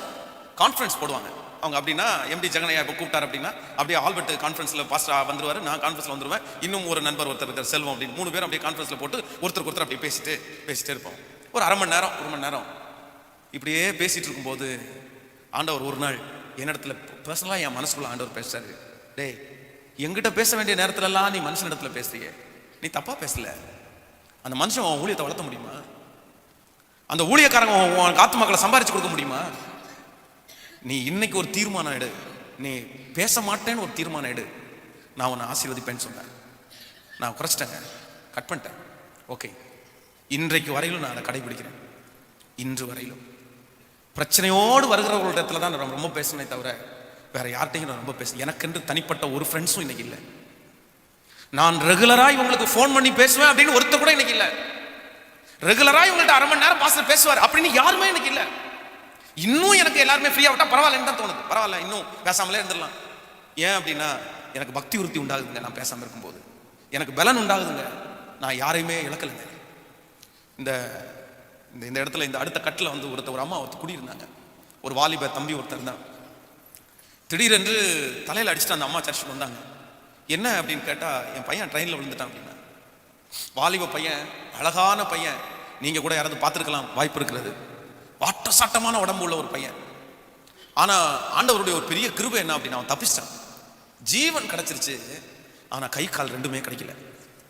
இதே ரயில் ரோட்ல என்ன அப்படின்னு கேட்டா, வந்து அந்த பையனை தனியாக வந்து அவன் வந்து ஹாஸ்பிட்டல்ல இருந்து கொண்டு வந்து அவனை படுத்து வச்சிருக்கான். அவன் முகத்துல பயம், அந்த பீதி, அவன் அந்த ரயிலுக்குள்ள குதிச்சது, அவனுக்கு அந்த ஆக்சிடென்ட் ஆனா அந்த முகத்துல அந்த பயம் அப்படியே அவனுக்குள்ள இருக்குது. அவன் தலையில போய் இந்த முடியை அப்படியே தடவிட்டு, அவன் தலையில தடவி கொடுத்துட்டு, ஏன்பா ஏன் இந்த முடிவு எடுத்த, எதுக்கு அவனை முடிவெடுத்த அப்படின்னு அவன்கிட்ட பேசிட்டு இருக்கும்போது ஒரு ஷாக்கான வார்த்தை சொன்னாங்க. என்னால ஜீரணிக்கவும் முடியல. ஃபாதர், ரயில்வே கேட்டுக்கு சும்மா தான் போனேன், எங்க அம்மா அங்கிருந்து குதிக்க சொன்னாங்க, குதிச்சிட்டேன். யாரு? எங்க? அவங்க பக்கத்துல நின்று இருக்காங்க. அவங்க மூஞ்சில பார்த்தோன்னே, பாஸ்டர் இல்ல பாஸ்டர், நான் சொல்லல பாஸ்டர், அவன் ஏதோ மன பிரமையில பேசுறான். இவன் கண்ணுல தண்ணியோட பேசுறான். இல்ல பாஸ்டர், இல்ல ஃபாதர், அவன் சர்ச்சுக்கு வராதவன் இல்ல, எங்க அம்மா ரயில்வே கேட்ல இருந்து என்ன குதிக்க சொன்னாங்க, நான் சும்மா தான் நடந்து அந்த பக்கத்துல போனேன், என்ன குதிக்க சொன்னாங்க, நீ குதின்னு சொன்னாங்க, நான் குதிச்சிட்டேன். என்னன்னு கேட்டா, அந்த பையன் பிரச்சனை பண்ணும் போதெல்லாம் அந்த அம்மா சொல்லுவாங்களாமா, ரயில் தண்டவாளம் தான் பக்கத்துல இருக்குல்ல, குதிக்க கூடாதா, போய் சாக கூடாதா, நீ அதுல குதிக்க வேண்டியதானே, ரட்சிக்கப்பட்டவர்கள் அல்ல, உலகத்துல இருந்தவங்க தான், குதி, பக்கத்துல தான், ரோட்ல அதிகமா பக்கத்துல இருக்க. அந்த சத்ரு, அந்த தற்கொலைக்கு நேராய் நடத்தின சத்ரு அந்த பையனை குதிக்க வச்சிருச்சுங்க. இன்னைக்கு கையும் காலும் ரெண்டுமே அவனுக்கு இழந்து, ஆனா அவரு அந்த கட்டக்காலை வச்சுட்டு இன்னைக்கு வேலை போறான். பெருநாயகம்பாளையத்தில் இருக்காங்க, பெருநாயகம்பாளையத்தில் மாறிட்டாங்க. அந்த அம்மா எப்போ இங்க வந்தாலும் என்னை வந்து பார்த்து ஒரு ஜெபம் பண்ணிட்டு தான் போவாங்க. அவங்க இன்னும் ரட்சிக்கப்படலை, ஜெபம் பண்ணிட்டு தான் போவாங்க. ஏன் அப்படின்னா, அவருடைய வார்த்தை தன்னுடைய சொந்த மகனுடைய கையையும் காலையும் இழக்க வைத்தது. இங்க இருக்கிற நீங்கள் யாராவது உங்களுடைய வார்த்தையின் நிமித்தம் வியாதிப்பட்டிருப்பீர்களே ஆனால், உங்க வார்த்தையின் நிமித்தம் நஷ்டம் அனுபவித்திருப்பீர்களே ஆனால், உங்களுடைய கணவனோ உங்களுடைய மனைவியோ உங்களுடைய தொழிலோ உங்க வார்த்தைகளினாலே பொய் இருக்குமே ஆனால், டெலிபரேட்டா ஒரு சாட்சி சொல்றேன். ஒரு கணவனாரை பார்த்து ஒரு மனைவி சொல்றாங்க, இந்த பிசினஸ் ஆரம்பிச்சிருந்தா நீ என்ன கவனிக்கிறது இல்லை, என் பொண்ணை என் பிள்ளைய கவனிக்கிறது இல்லை, நான் சொல்றேன் இந்த பிசினஸ் உனக்கு கீழே விழும், இந்த பிசினஸ் நாசமா போகும் சொன்னாங்க. இந்த பிசினஸ் நாசமா போகும், உனக்கு பணம் வந்ததுக்கு அப்புறம் நீ யாரையா, பணம் வந்ததுக்கு அப்புறம் நீ என்ன கவனிக்க மாட்டியா, அவர் சாப்பாடுல அவர் கொடுத்த சாப்பாடை வாங்கி சாப்பிடுறாங்க, அவர் பணத்துல வீட்டு வாடகை கட்டுறாங்க, அவர் பணத்துல ஈபி பில் கட்டுறாங்க, அவர் பணத்துல தாங்க சாரி கட்டுறாங்க, அவர் பணத்துல தாங்க வருமானத்துல தாங்க நெக்லஸ் போடுறாங்க. அவர் மிகப்பெரிய கோடீஸ்வரராய் மிகப்பெரிய பிசினஸ் பண்ணார். அவரை பார்த்து சவால் விட்டு சொல்றாங்க, ஏதோ அவர் அன்பு கொடுத்துல அவருக்கு பிசினஸ் அதிகமானதுல வீட்டை நேசிக்க முடியாதனால என்ன பணத்திமிரல ஆறியா, உன் பிசினஸ் விழும்பாரு, எண்ணி ஒரு வருஷத்துக்குள்ள விழும்பாரு. சொன்ன மாதிரியே அட்டி மட்டத்துக்கு லெவலுக்கு வந்துட்டாரு. என்ன ஆச்சு தெரியுமா, கடைசியில அவருக்கு பைத்தியம் ஆயிடுச்சுங்க, பைத்தியம் ஆயிடுச்சு. என்னுடைய நண்பர் ஒரு பாஸ்டர் இடத்துல போய் ஜெபம் பண்ணும்போது, அந்த பாஸ்டருடைய சபைக்கு போய் கொஞ்சம் மாற்றம் அவருக்கு உண்டாகி, திரும்பவும் அந்த மனநிலைமை மாற்றப்பட்டு கர்த்தர் தூக்கி எடுத்து திரும்பவும் அவன் கையில கர்த்தர் அந்த ஆசீர்வாதத்தை கொடுத்து கொண்டே கர்த்தர் இருக்கிறார். என்ன நினைக்கிறீங்க, விளையாட்டு நினைக்கிறீங்களா? போய் இந்த போற போக்குல வண்டியில விழுந்து நீ சாகுன்னு சொன்ன எத்தனையோ பேர் ஆக்சிடென்ட்ல மாட்டிருக்காங்க தெரியுமா? எத்தனையோ பேர் சாட்சி இருக்குது, போய் விசாரித்து பாருங்கள். ஒரு அம்மா குழந்தைய பிடிச்சி சாகும்போது அழும்போது, ஐயோ இப்பதானே நான் சொல்லி அனுப்புறேன், எங்கேயாவது விழுந்து சாகுன்னு சொன்னே, அதே மாதிரியே வந்துட்டியாப்பா, அதே மாதிரியே வந்துட்டியாப்பா, என் வார்த்தையே உன்னை கொன்றுச்சு, நானே உன்னை கொன்னுட்டனே, எத்தனை அப்பா அம்மா, நானே உன்னை கொன்னுட்டனே, நானே உன்னை நாசம் பண்ணிட்டனே அப்பா. இப்ப பேசி என்னங்க பிரயோஜனம், காலம் கெட்டு போனதுக்கு அப்புறம் பேசி என்ன பிரயோஜனம்? அதனாலதான் ஆண்டவர் சொல்றார், மரணமும் ஜீவனும் நாவின் அதிகாரத்தில் இருக்கிறது. கேன்சல் பண்ணுங்க. உங்க பிள்ளைகளுக்கு விரோதமாய் பேசின வார்த்தைகளை கேன்சல் பண்ணுங்க. உங்க வருமானத்துக்கு விரோதமாய் பேசின வார்த்தையை கேன்சல் பண்ணுங்க. உங்க சரீரத்திற்கு விரோதமாய் பேசின வார்த்தையை கேன்சல் பண்ணுங்க. நான் சாவேன்னு சொன்னதை கேன்சல் பண்ணுங்க. நீ போய் செத்துருன்னு சொன்னதை கேன்சல் பண்ணுங்க.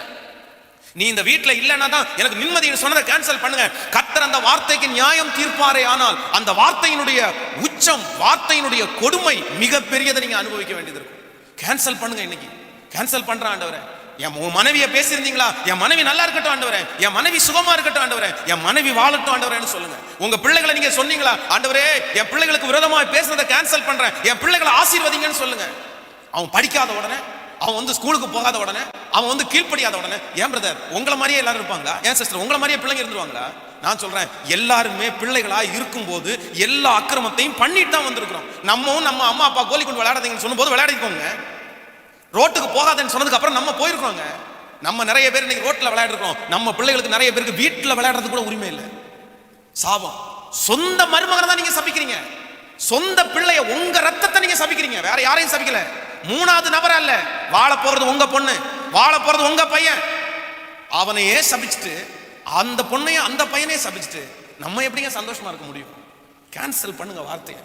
இன்னைக்கு ஒரு தீர்மானத்தோட இந்த இடத்துல இருந்து போங்க. எவ்வளவு பெரிய சிச்சுவேஷன் வந்தாலும், எவ்வளவு பெரிய போராட்டம் வந்தாலும், எனக்கு ஒரு கிருபையை கொடுங்க. டெய்லி காலையில எந்திரிச்சவன முழங்கால் படிட்டு ஜெபிக்க வேண்டிய முதல் ஜெபமே அதாங்க. என் இருதயத்தின் தியானமும் என் வாயின் வார்த்தைகளும் உங்க சமூகத்தில் பிரதியா இருப்பதாக. மனம் பதறி பேசிடக்கூடாது, டக்குன்னு சொல்லிடக்கூடாது, இழந்துடக்கூடாது. இன்னொரு விஷயத்தை கூட உங்களுக்கு வேகமாய் சொல்லி நான் உங்களுக்கு ஜெபிக்கிறதுக்கு நான் போறேன். வாசிக்கலாம். ஒரே ஒரு அந்த வார்த்தையினால பாதிக்கப்பட்ட இன்னொரு சம்பவத்தை கூட நம்ம வாசிக்க போறோம். ஆதியாகமத்தை எடுத்துக்கொள்ளுங்கள். ஆதியாகமம் 31ஆம் அதிகாரத்தை எடுத்துக்கொள்ளுங்கள். 31ஆம் அதிகாரம் 1வது வசனம். ஸ்தோத்திரம். ஆதியாகமம் 31ஆம் அதிகாரத்தில் 1வது வசனத்தை வாசிக்கலாமா? எல்லாரும் சேர்ந்து வாசிக்கலாமா? பின்பு லாபானுடைய குமாரர்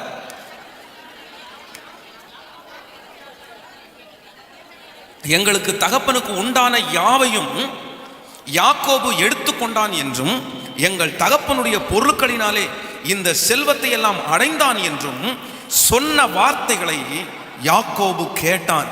லாபானின் முகத்தை யாக்கோபு பார்த்தது போது அது நேற்று முந்தைய நாள் இருந்தது போல இராமல் வேறுபட்டிருக்க கண்டான். கர்த்தர் யாக்கோபை நோக்கி, உன் பிதாக்களுடைய தேசத்திற்கும் உன் இனத்தாருடைய தேசத்திற்கும் நீ திரும்பி போ, நான் உன்னுடனே இருப்பேன் என்றார். அப்பொழுது யாக்கோபு ராகேலையும் லேகாலையும் வெளியே தன் மந்தையிலிடத்தில் அழைப்பித்து அவர்களை நோக்கி, உன் தகப்பனுடைய முகம் நேற்று முந்தைய நாள் இருந்தது போல் இருக்கவில்லை என்று எனக்கு தோன்றுகிறது. ஆனாலும் என் தகப்பனுடைய தேவன் என்னோடு இருக்கிறார்.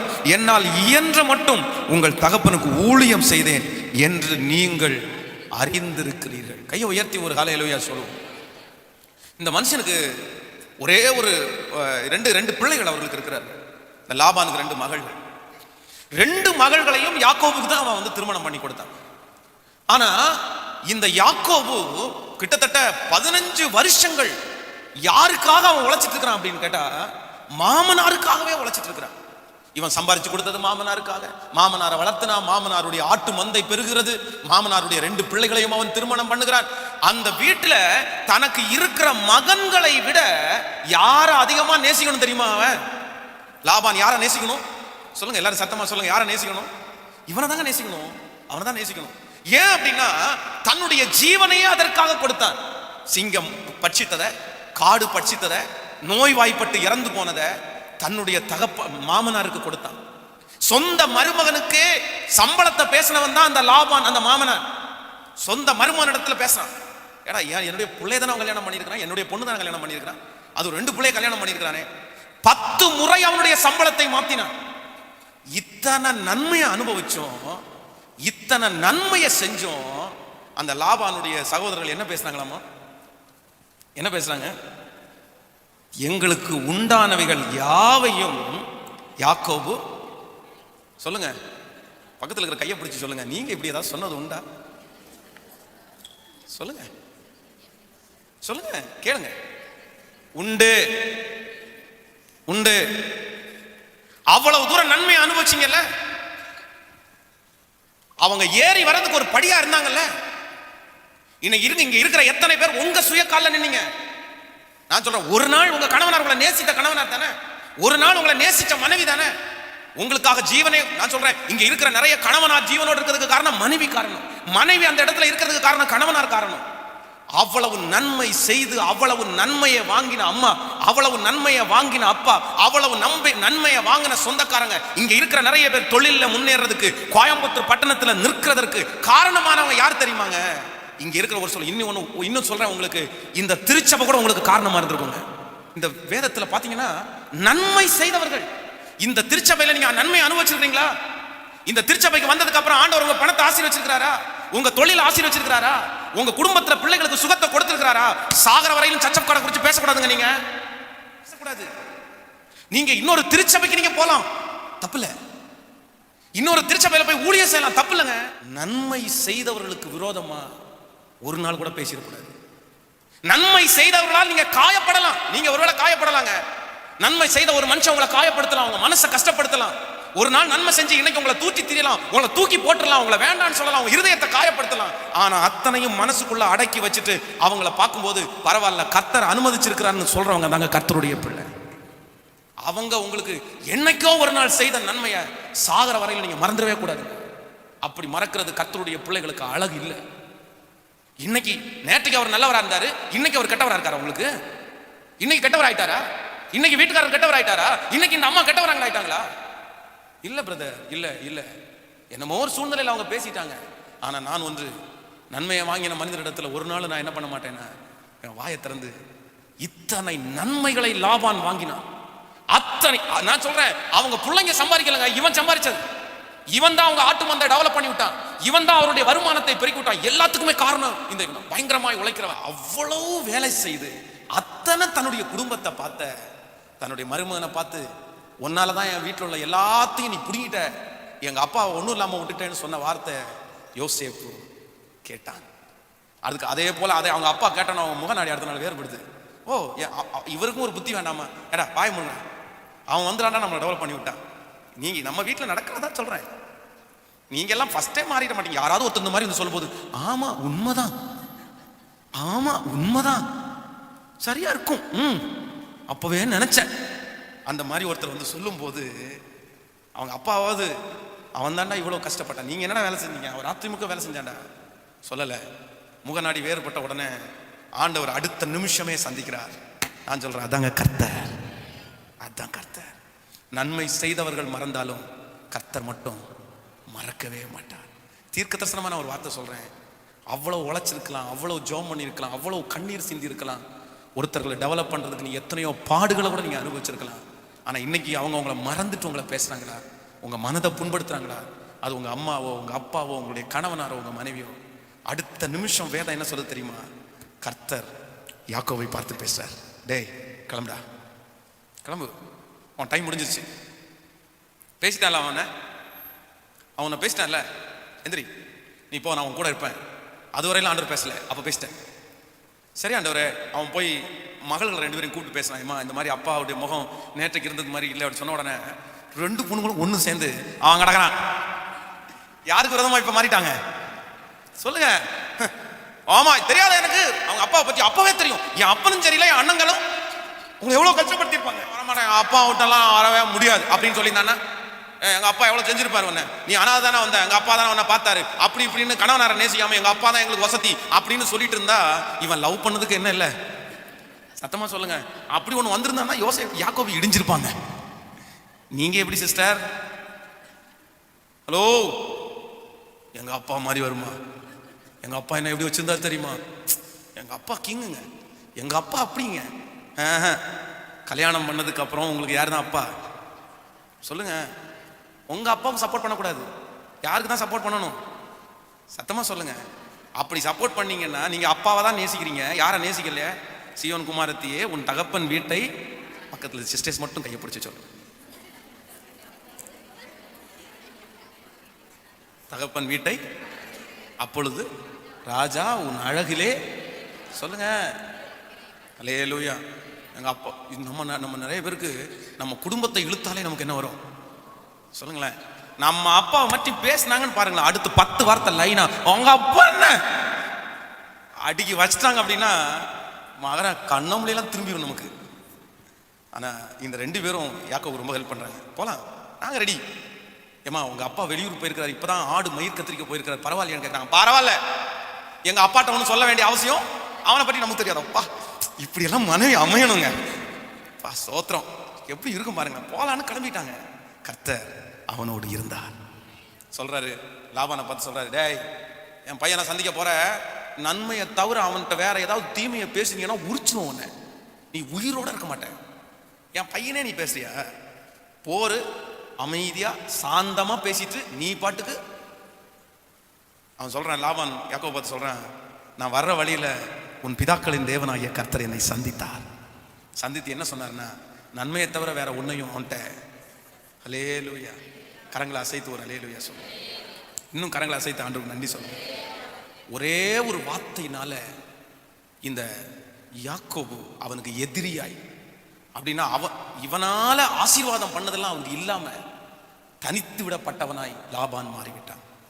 நம்ம வாழ்க்கையில் இருக்கிற நம்ம பேசுகிற சில வார்த்தைகள் ரொம்ப கவனமா இருங்க. நம்மால் அப்படின்னா நமக்கு பிரயோஜனமான நிறைய பேரை கூட நம்மை விட்டு எடுத்து விட பண்ணும். பக்கத்தில் இருக்கிற கரங்களை பிடிச்சி சொல்லுங்க, நம்ம பேசுகிற வார்த்தையினால நமக்கு பிரயோஜனமான ஒரு நபர் நம்மை விட்டு எடுக்கப்படுகிற ஒரு சூழ்நிலை கடந்து வரும். அல்லேலூயா. இந்த விஷயத்தை பற்றி உங்களுக்கு சொல்லியிருக்கிறேன். கரூரில் என்ன தம்பி ஒருத்தன் ஒர்க் பண்ணான். அவன் ரொம்ப நல்ல தம்பி, ஒரு ஒர்க் பண்ணாவன் நம்ம சர்ச்சில் உள்ள ஒரு தம்பி. அப்போ அந்த கரூரில் அவன் ஒரு பெரிய ஓனர் இடத்துல ஒர்க் பண்ணான். அப்போ என்கிட்ட வந்து ஒரு நாள் சந்திச்சு பேசும்போது சொன்னான், பாஸ்டர் என் ஓனர் உலகத்தான் தான் பாஸ்டர், ஆனால் அவன்கிட்ட படிக்க வேண்டியது நிறைய இருக்குது அப்படின்னாரு. என்ன தம்போ இப்படி என்ன அப்படின்னு கேட்டபோது சொன்னான், இல்லை பாஸ்டர் 18 வருஷமாக ஒர்க் பண்ண ஒருத்தன் திடீர்னு ஒரு 2 லட்சம் ரூபா அவர் கொடுத்த பணத்தை ஒரு இடத்துல கட்டாம அப்படியே கை மாத்திட்டான் பாஸ்டர். அவர் கணக்கு எடுத்து பார்க்கும்போது 2 லட்சம் ரூபா கம்மி ஆகுது. அந்த 2 லட்சம் ரூபா கம்மி ஆகும்போது யார் கையில் கொடுத்தேன்னு கண்டுபிடிச்சிட்டாரு. வேலை செய்யறவங்கள்ட்ட எல்லாம் கேட்டாரு, யாருமே இல்லைன்னு சொல்றாங்க. சிசிடிவி கேமரா ஓபன் பண்ணி பார்த்தா அவன் தான் அதை கையில வச்சான், அவன் தான் கொண்டு போகல, அவன் தான் செலவு பண்ணான்னு எல்லாம் கண்டுபிடிச்சிட்டாரு.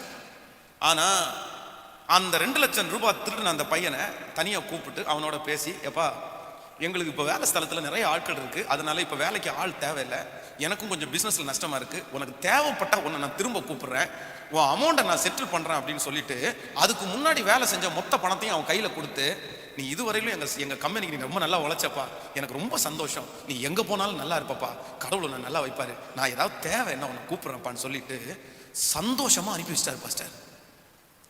அவன் திருடினதை குறித்து கேட்கல, சிசிடிவி கேமராவை காமிக்கல, எத்தையுமே அவனத்துல காமிக்கல, அழகா நீட்டா அவன்கிட்ட பேசிட்டு சரிப்பா நீ போயிட்டு வந்துரு அப்படின்னு அனுப்பிவிட்டார். உடனே நான் போய் அந்த சார்கிட்ட கேட்டேன், என்ன சார் இப்படி பண்ணீங்க, அவன் தான் 2 லட்சம் ரூபா திருடுறேன் சிசிடிவியில் பார்த்தாலே கண்டுபிடிக்க முடியாது சார், ஏன் சார் இப்படி விட்டீங்க அப்படின்னு கேட்டேன். இல்லப்பா அவன் மிஷின் ஆப்ரேட் பண்றவன் என்னைக்காவது ஒரு நாள் அவனுடைய உதவி நமக்கு, இப்ப 2 லட்சம் ரூபாய் அவன்கிட்ட கண்டிப்பா நம்ம என்ன பண்ண முடியாது, அவனை 2 வருஷம் இங்க வச்சு வேலை செய்தாதான் 2 லட்சம் ரூபாய் நம்ம வாங்க முடியும். அந்த 2 வருஷத்துல அவன் மன நிம்மதி இல்லாம தான் இங்க வேலை செய்ய போறான். 2 லட்சம் ரூபாய் எனக்கு இப்ப பெரிய விஷயம் இல்ல, அவன் திருடன்னு கண்டுபிடிச்சாச்சு, அதனால அவனை பகைக்காம அவனை மெதுவா அப்படியே அனுப்பி விட்டுறலாம், அவன் போட்டு அவன் பொழைச்சுக்கட்டும். ஆனா இனி நமக்கு அவன் விஷயத்துல நம்ம இன்னைக்கு கண்ணும் கருத்துமா இருந்துருவோம். ஒரு பாடத்தை அவன் கற்பிச்சு கொடுத்துட்டு போயிருக்கிறான் அப்படின்னா அழகா அனுப்பிச்சு விட்டுட்டு திரும்ப வேலையை பார்க்க ஆரம்பிச்சிட்டான் நம்ம ஒரு மனுஷன். அவனால எத்தனையோ உதவிகளை நம்ம வாங்கிட்டோம், அவன் எத்தனையோ நமக்கு கம்பெனி ஹெல்ப் பண்ணியிருக்கிறான், போயிட்டு வரட்டும் பரவாயில்ல. ஒரு உலகத்துல இருக்கிற மனுஷனுக்கு இந்த மாதிரி எண்ணங்கள் இருக்குமையானா நமக்கு ஏங்க அந்த மாதிரி எண்ணங்கள் இல்லை? நான் இன்னைக்கு ஒரு தீர்மானம் எல்லாரும் எடுக்க போறோம். நான் மனம் பதறி ஒரு வார்த்தையும், சத்தமா சொல்லுங்க, இல்ல பக்கத்தில் இருக்கிற கையை பிடிச்சு சொல்லுங்க, மனம் பதறி ஒரு வார்த்தையும் பேசவே மாட்டேன். இன்னொரு வசனத்தை கூட நம்ம வாசிக்க போறோம். வார்த்தைகள் என்ன செய்து அப்படின்னா, நியாயாதிபதிகளின் புஸ்தகம் 16ஆம் அதிகாரத்தை எடுத்துக்கொள்ளுங்கள்.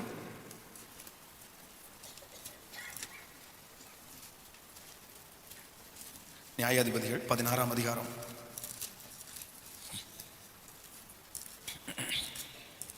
16வது வசனத்தை வாசிக்கலாமா? 16ஆம் அதிகாரம் 16வது வசனம், இப்படி அவனை தினம் தினம் தன் வார்த்தைகளினாலே நெருக்கி அலட்டி கொண்டிருந்ததினால் சாகத்தக்கதாய் அவன் ஆத்துமா விசனப்பட்டு தன் இருதயத்தில் உள்ளதையெல்லாம் அவளுக்கு வெளிப்படுத்தி, சவரவன் கத்தி என் தலையின் மேல் படவில்லை, நான் என் தாயின் கற்பத்தில் பிறந்தது முதல் தேவனுக்கு என்று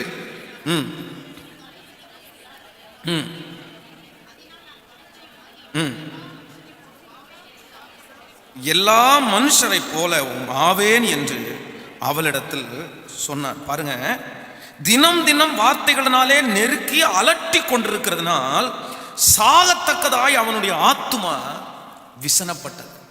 ஒரு மனுஷனுடைய வார்த்தை என்ன செய்யும் அப்படின்னு வேதம் இங்க சொல்லுதுன்னா, ஒருத்தனை சாகத்தக்கதாய், சாகிறதற்கு அனுப்புமாமா. எதுக்கு அனுப்புமாமா சொல்லுங்க?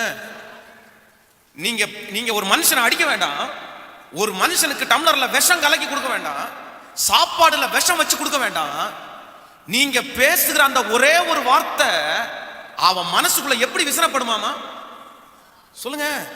இங்க இருக்கிற நிறைய பேருடைய வார்த்தை அப்படித்தான், நிறைய பேருடைய வாழ்க்கை அப்படித்தான். என்னைக்கோ ஒரு நாள் கணவன் பேசின வார்த்தை, என்னைக்கோ ஒரு நாள் மனைவி பேசின வார்த்தை, என்னைக்கோ அம்மா அப்பா பேசின வார்த்தை, திரும்ப திரும்ப திரும்ப திரும்ப திரும்ப திரும்ப அந்த ஒரு வார்த்தை வந்து வந்து வந்து வந்து வந்து வந்து நிறைய பேர் எப்படி விசனப்பட்டிருக்காங்கன்னா, எப்படி அப்பா அன்பு வரும் குடும்பத்துல, எப்படி ஐக்கியம் வரும், எப்படி கணவன் மனைவி நேசிக்க முடியும்?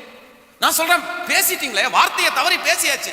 அதுக்கப்புறம் என்னுடைய வீட்டில் அவங்க நேசிக்கணும், என் வீட்டுக்காரங்க நேசிக்கணும், மருமகன் நேசிக்கணும், மருமகள் நேசிக்கணும். நம்ம நிறைய பேர் எதிர்பார்க்கவே முடியாது. கர்த்தருடைய பிள்ளைகளை எதிர்பார்க்க முடியாது. அதான் உலகத்தில் ஒரு பழமொழி சொல்லுகிறான், தீயினால் சுட்ட புண் உள்ளாரும் ஆறாதே, நாவினால் சுடுறது என்னவாமா சொல்லுங்க அம்மா? வடுன்னா அது என்னவாமா? அடையாளம். பக்கத்தில் இருக்கிற கையை பிடிச்சு சொல்லுங்க, நாவினால் பேசுற வார்த்தை ஆறும், ஆனா அந்த வடு ஆறாது. அந்த தழும்பு அப்படியே இருக்கும். அது என்னைக்காவது ஒரு நாள் எழும்பும். என்னைக்காவது ஒரு நாள் வரும்போது சொல்லுவாங்க, நீ என்ன அப்படி பேசின தானே. இந்த சிம்சோன் எவ்வளவு பெரிய பராக்கிரமசாலி, எவ்வளவு பெரிய யுத்த வீரன், யாருக்குமே அஞ்சாதவன், அவ்வளவு வேகமுள்ள நரிகளை பிடித்து கட்டினவன். ஆனா அந்த சகோதரி அவனிடத்துல பேசின வார்த்தை, இந்த அம்மாவுடைய வார்த்தையை கேட்கறத விட என்ன பண்ணிடலாம் சொல்லுங்க. நீங்க கூட நிறைய பேர் அப்படி நினைச்சிருப்பீங்க. கணவனார் நிக்க வச்சு கேள்வி கேட்பாங்க பாருங்க. நிக்க வச்சு அப்படியே கேட்கும் போதே நமக்கு என்னவா தோணும்? ஆத்துமா. நீங்க எல்லாம் ரொம்ப அமைதியா இருக்கிறீங்க, எல்லாம் நல்லவங்களா, உங்க பிரதர்ஸ் எல்லாம் நல்லவங்க நினைக்கிறேன். நிறைய சகோதரிகள் அப்படித்தான். அந்த கணவனிடத்துல பேசுற வார்த்தையில எதுக்குடா வாழ்றோம், அந்த வார்த்தை சாகிறதுக்கு நேரம் அவங்கள நடத்தும். நான் சொல்றேன், அதான் நம்முடைய வாயில நாக்குல அப்படிப்பட்ட வார்த்தைகள் இருக்கக்கூடாது. ஒருத்தர் அப்படி மனம் நோகடிக்கிறது போல, அவங்க மனசு வேதனைப்படுவது போல நம்முடைய நாக்குல இருந்து அப்படி பேசக்கூடாது. ஒரு வார்த்தையை பேசிட்டோமா, சரி வார்த்தையை சொல்லிட்டோமா, சரி ஓகேப்பா, அடுத்த நேரம் தட்டி கொடுத்து, அடுத்த நேரம் அணைச்சு, அடுத்த நேரம் ஏதோ ஒன்று வாங்கி கொடுத்து, நான் இன்னைக்கு ஒரு தீர்மானம் எடுங்க, என் நாவிலிருந்து புறப்படுகிற வார்த்தை யாரையுமே காயப்படுத்தக்கூடாது ஆண்டவரேன்னு சொல்லி ஜெபம் பண்ணு. ஆமேன்னு சொல்லுங்க. ஒவ்வொரு கணவனாரும் ஜெபம் பண்ணணும், ஒவ்வொரு மனைவியும் ஜெபம் பண்ணணும். இங்க அந்த வார்த்தையினாலே காயப்பட்டு நிறைய பேர் வந்திருப்பீங்க. என் கணவனுடைய வார்த்தை என்னை காயப்படுத்துச்சு பாஸ்டர், என் மனைவியினுடைய வார்த்தை என்னை காயப்படுத்துச்சு. இல்லைங்க, இந்த வார்த்தைக்கு எவ்வளவு பெரிய பவர் இருக்கிறது என்று சொன்னால், நிறைய கணவனார் தன்னுடைய வீட்டில் சம்பாதிக்க வேண்டாம் என்று முடிவெடுத்தது, தன்னுடைய மனைவியை நேசிக்க கூடாது என்று முடிவெடுத்தது, தன்னுடைய பிள்ளைகளை கவனிக்க வேண்டாம் என்று முடிவெடுத்தது. நிறைய மனைவி தன்னுடைய கணவனாரோடு வெளியே போகக்கூடாது என்று முடிவெடுத்தது, இனி அவருக்காக எதையுமே செய்யக்கூடாது என்று முடிவெடுத்தது. வேற எதுலையுமே இல்லை. எதுலதான் முடிவெடுத்திருக்காங்கன்னா, ஒரே ஒரு வார்த்தையினால. ஒருவேளை இங்க இருக்கிற யாரோ ஒரு சிலர் அப்படி வார்த்தைகளினாலே பேசி யாரோ ஒரு நபர் உங்களிடத்துல பேசாமல் இருப்பார்களே ஆனால், உங்க குடும்ப நபர்களாலே இருப்பார்களே ஆனால், தயவு செய்து அவரிடத்துல போய் கரத்தை பிடித்து, பிரதர், இல்லைன்னா வீட்டுக்காரரை பார்த்து, ஏங்க, இல்லைன்னா சிஸ்டரை பார்த்து, அம்மா நான் பேசினது தப்புதாம்மா, என்னை முழுசுமா மன்னிச்சுக்கோ, இனி மரண பரியந்தம் உன் மனசு காயப்படுத்துறது போல நான் உன்னை பேசவே மாட்டேன், வருத்தப்படுத்துறது மாதிரி நான் உன்னை பேசவே மாட்டேன், நான் உன்னை ரொம்ப வருத்தப்படுத்திட்டேன், உன் மாற்றம் அப்படிதான் வந்திருக்கு, நீ அதனால தான் இப்படி மாறிட்ட, இல்லை நீங்க அப்படிதான் என்ன மாறிட்டீங்க, என்னை மன்னிச்சிருங்கன்ற ஒரு வார்த்தையை நீங்க கேட்டீங்கன்னா, நான் சொல்லுவேன், இந்த சத்தியத்தை கேட்கறதுக்கு உங்களுக்கு ஆசீர்வாதமா இருக்கும்னு நான் நம்புறேன். ஹல்லேலூயா. எத்தனை பேர் இருக்கிறீங்க நான் ரெடி பாஸ்டர் அப்படின்னு சொல்லி கையை உயர்த்துங்க பார்க்கலாம், எல்லாம் நல்ல கரங்களை உயர்த்துங்க பார்க்கலாம். ஹல்லேலூயா, ஆமென் சொல்லுங்க. கடைசியா ஒன்ன சொல்லி நான் முடிக்க போறேன். மனுஷனுடைய வார்த்தை உங்க தரிசனத்தையே, மனுஷனுடைய வார்த்தையை ரொம்ப கவனிச்சிட்டீங்கன்னா உங்க தரிசனம், உங்க எதிர்காலம் ஒன்றும் இல்லாம போயிடும். அதுக்கு ஒரு வசனத்தை மட்டும் உங்களுக்கு சொல்லி நான் ஜெபித்து முடிக்க போறேன். வாசிக்கலாம். 1 சாமுவேல் 8வது அதிகாரத்தை எடுத்துக்கொள்ளுங்கள். 1 சாமுவேல் 8வது அதிகாரத்தில் 6வது வசனத்திலிருந்து, 8வது அதிகாரம் 6வது வசனத்திலிருந்து, ஸ்தோத்திரம், 6 7வது வசனத்தை நம்ம ஸ்தோத்திரம், எங்களை ஏற்படுத்தும் என்று அவர்கள் சொன்ன வார்த்தை சாமுவேலுக்கு தகாததாய் காணப்பட்டது. ஆகையால்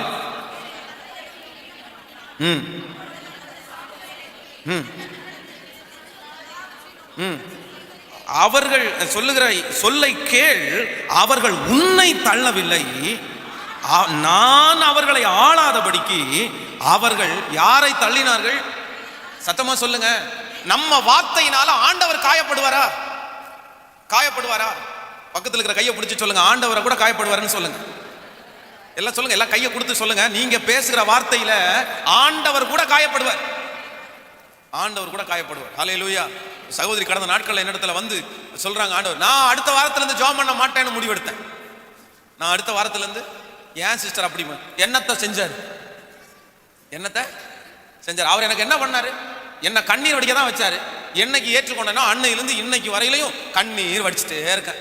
என்னத்தை செஞ்சார் ஆண்டவர்? எனக்கு என்னத்தை ஊழியம் செஞ்சார்? என்னோட தலையெழுத்தை இப்படி கர்த்தர் மாத்திட்டாரு. என்னமோ கடவுள்.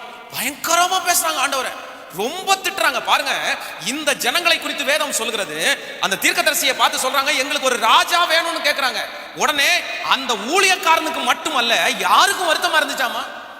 ஆண்டவருக்கே வருத்தமா இருந்துச்சுங்க. ஆண்டவர் சொல்றாரு, டேய் நீ கவலைப்படாத, அவர்கள் உன்னை தள்ளவில்லை, யாரை தள்ளினார்கள்? என்னை தள்ளினார்கள். என்னதான். அதனால ஜெபம் பண்ணும் போது கூட உங்க வார்த்தையில கவனமா இருக்கணும். நீங்க ஒரு வசனத்தை கூட வாசிங்க பார்க்கலாம். 1 சாமுவேல் 18ஆம் அதிகாரத்தை எடுத்துக்கொள்ளுங்கள். 18ஆம் அதிகாரம் 8வது வசனத்தை வாசிக்க போகிறோம்.